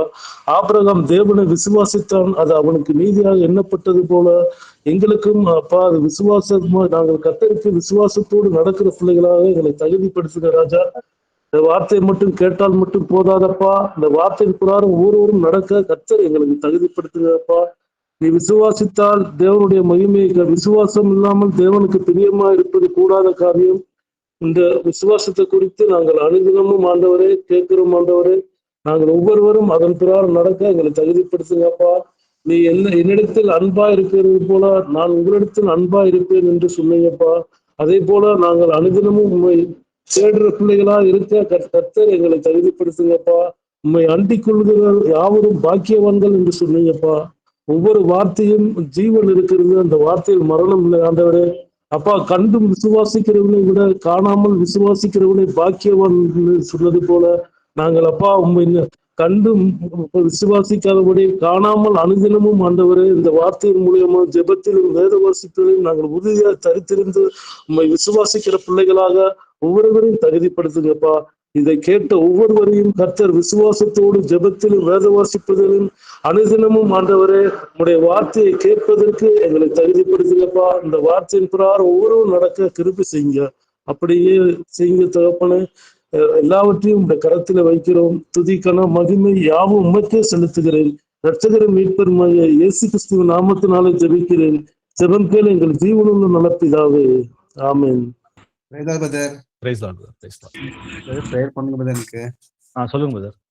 இது எனக்கு ஸ்பைனல் கார்டு ஸ்பைன்ல பெயின் வந்து அக்டோபர் 12 ஸ்டார்ட் ஆயிடுச்சு. இப்போ சொல்லுங்க. அக்டோபர் ஸ்டார்ட் ஆயிடுச்சு பிரதர். இப்போ வந்துட்டு நவம்பர் டிசம்பர் ஆயிடுச்சு. ப்ரேயர் பண்ணி பண்ணி பண்ணி பிரதர்களை ப்ரேயர் பண்ணாங்க. இப்போ 70% வரை கம்மி ஆகிக்குது பிரதர். சரிங்க. இன்னும் கொஞ்சம் இன்னும் நரம்பு பிரதர் இது ஸ்பைனல் கார்டு வந்து ஜாம் ஆயிட்டு இருக்குதுன்னு சொன்னாங்க டாக்டர். சரிங்க. அது ட்ரீட்மெண்ட் வந்து ஆயுர்வேதிக்ல பண்ணி நின்றேன். இப்போ கூட நன்னுதான் இருக்குது. வந்து நரம்பு ஷாக்கா இருக்குது. கால் நரம்பு இல்லையா, கால்ல ரைட் சைடு காலுக்கு நரம்பு ரொம்ப பயங்கரமான ஷாக்கு. முட்டில இருந்து கீழே இருக்க ஃபுல் மரத்துட்டு இருந்துச்சு, அது கம்மி ஆகிக்குது. இன்னும் இருக்குது பிரதர். இப்போ வீங்கிட்டு இருக்குது, அது ஒரு கம்மி ஆகிக்குது. இன்னும் கொஞ்சம் இருக்குது பிரதர். இதெல்லாம் நோவு இருக்குது. இன்னும் வந்துட்டு ஜுரம் எல்லாம் இருக்குது. இன்னைக்கு ஒரு 3 நாள் ஜுரம் கோல்டு தலைவலி. இது ரிசல்ட்ல வந்துட்டு ரொம்ப கஷ்டம் இருக்குது. ரொம்ப நோவுது பிரதர். இந்த கால் நரம்புங்க பிரதர். ஸ்பைன்ல கூட நோவு இருக்குது பிரதர். கொஞ்சம் ப்ரேயர் பண்ணும்போது எனக்கு. ஜெபம் பண்ணலாம் brother. இன்னைக்கு வசனங்களை கேட்டீங்கல்ல, ஆமா பிரதர். விசுவாசமா இருங்க. கர்த்தர் அவனை ஒருபோதும் கைவிட மாட்டார். அவர் தைரியமாக அவர் கிருபாசனத்திலே சேர கடவும். ஆனா அதுக்கு முன்பாக நம் பாவிகளே உன் கைகளை சுத்திகரியுங்கள், இரு மன உணவுகளை இதை பரிசுத்தப்படுத்தும் வசனங்களும் வாசிச்சோம். ஸோ அறிக்கையிட வேண்டிய பாவங்கள் ஏதாவது இருக்கு, மனம் மாற வேண்டிய காரியங்கள் ஏதாவது இருக்கு அப்படின்னா, ஏன்னா 70% குணமாச்சுன்னு சொல்லி சொன்னீங்க பாத்தீங்களா, இது முழுமைக்கும் கர்த்தருடைய கிருபை தான். குணமாக வந்திருக்கலாம். ஆனா நீங்க மனம் மாறுனதை கர்த்தர் வந்து உங்களுக்கு வந்து அனுகிரகம் செய்திருக்கிறார், சுகத்தை கொடுத்திருக்கிறார். இன்னும் மாற வேண்டிய காரியங்கள் என்னன்னு அவர்கிட்ட கேளுங்க, சுத்திகரிப்பு அடைஞ்சிக்கலாம். நான் கர்த்தர் வந்து வியாதியோட வாழ நம்ம யாரையும் அழைக்கவே இல்லை. நம்ம எல்லாரும் பரிசுத்தமா அடைந்து நம்ம வியாதி இல்லாம வாழ கர்த்தர் விரும்புகிறார். ஒப்பு கொடுப்போம். இன்னைக்கு நீங்க வசனம் கேட்டது போல விசுவாசத்துல உறுதியா இருங்க. இந்த பிரச்சனை கர்த்தர் மாத்தி கொடுப்பார். ஆனா அதை மாத்தி கொடுத்த பிறகு அவரை சாட்சிகளை அறிவிக்கிற பிள்ளைகளாக நீங்க மாறணும்னு சொல்லி இன்னைக்கு வாசிச்சோம். ஸோ நிறைய காரியங்களை வாசிச்சோம் இன்னைக்கு. அதை மனசுல நிறுத்தி தியானிங்க.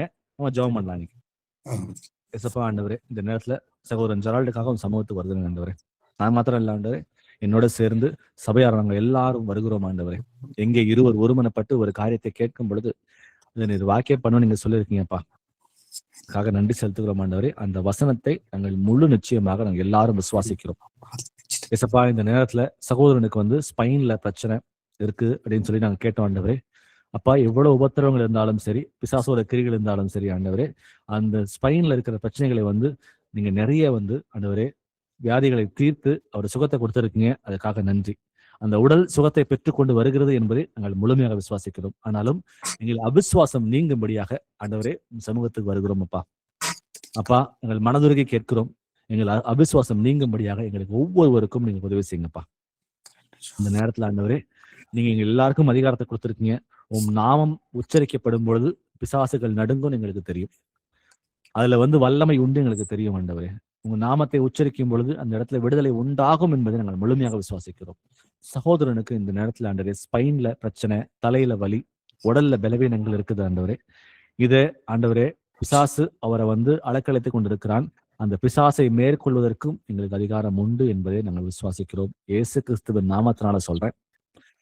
சகோதரன் ஜெரால்டுக்கு ஸ்பைன்ல பிரச்சனைகளை கொடுக்கிற அசுத்தாவே, பலவீனத்தை உண்டாகிற வலு சர்ப்பமே, அவர் முதுக விட்டு வெளியே போன சொல்லி இயேசுவன் நாமத்தை கட்டளையிடுறேன். இயேசுவன் நாமத்தை சொல்றேன். சகோதரர் ஜெரால்டுக்கு வந்து முதுகுல ஸ்பைன்ல பலவீனங்களை உண்டு பண்ணி அவர் உடம்புல இன்ஃபர்மேட்டிவ்ஸை கொடுக்கிற, அவர் தலையில வலியை கொடுக்கிற அசுத்தாவே, சாத்தானே, அவர் உடலை விட்டு வெளியே போன சொல்லி இயேசு கிறிஸ்துவின் நாமத்தினால கட்டளையிடுறேன். உனக்கு இங்க அதிகாரம் இல்லை. நீ இயேசுவின் நாமத்துக்கு கீழ்ப்படிஞ்சு ஆகணும். வல்லமையுள்ள இயேசு கிறிஸ்துவின் நாமத்துக்கு நீ கீழ்ப்படிஞ்சு ஆகணும். சகோதரனுக்கு வந்து உச்சன் தலை முதல் உள்ளங்கால் வரைக்கும் பலவீனங்களை உண்டு பண்ணுகிற எல்லா பலவீனத்தின் அசுத்தாவிகளுக்கு சாத்தான்களுக்கு சொல்ற, அவர் உடலை விட்டு வெளியே போ, திரும்ப வராத. இயேசுவின் நாமத்தினால அவர் ஆசீர்வதி. இயேசுவின் ஜீவனை அவர் உடல்ல செலுத்துறாண்டவர். அப்பா, நாங்கள் முழுமையாக விசுவாசிக்கிறோம். அவர் தொட்டீர், அவருக்கு சுகம் உண்டாயிற்று என்பதை நாங்கள் விசுவாசிக்கிறோம். 1 பேதுரு 2:24 படியாக இயேசுவின் தழும்புகளால சகோதரன் சுகமானார் என்றதை நாங்கள் விசுவாசித்து நாங்கள் அறிக்கையிடுகிறோம். அவர் தலைவலி அவரை விட்டு போயிடுச்சுன்றதை விசுவாசிக்கிறேன் ஆண்டவரே. அவருடைய முதுகு வலி அவரை விட்டு போயிடுச்சு விசுவாசிக்கிறேன் ஆண்டவரே. அதை தடை செய்கிற அந்த சுகத்தை வந்து பெறவிடாம தடை செய்கிற எல்லா அந்தகார சக்திகளையும் அசுத்தாவிகளையும் சாத்தான்களையும் வல்லமையுள்ள இயேசுவின் நாமத்தால கடிந்து கொள்கிறேன். அவர் உடலை விட்டு வெளியே போட சொல்லி இயேசுவின் நாமத்தை கட்டளையிடுறேன். இயேசுவின் நாமத்தால சகோதரனை ஆசீர்வதிக்கிறேன். ஆண்டவரே, சுகத்தை கொடுத்ததுக்காக நன்றி செலுத்துகிறேன். துதிக்க மகிமையை மாற்றியும் ஆண்டவராக இயேசுவுக்கு உரியது ஜபங்களை எங்கள் மீட்பெரும் ரட்சகருமாகிய இயேசுவின் நாமத்தில் எடுக்கிறேன். ஜீவனுள்ள பிதாவே, ஆமென். பிரதர், ஏசப்பா உங்களுக்கு சுகத்தை கொடுத்துட்டாரு. உங்க தலைவலி போயிடுச்சு, உங்க முதுகுவலி போயிடுச்சு. நீங்க வந்து 70% இல்ல 100% சுகமாயிட்டீங்க. இயேசு கிறிஸ்துவின் நாமத்தால நான் ஆசீர்வதிக்கிறேன். Thank you, brother. Praise the Lord. Amen. Praise the Lord. Praise the Lord, sisters. Praise the Lord.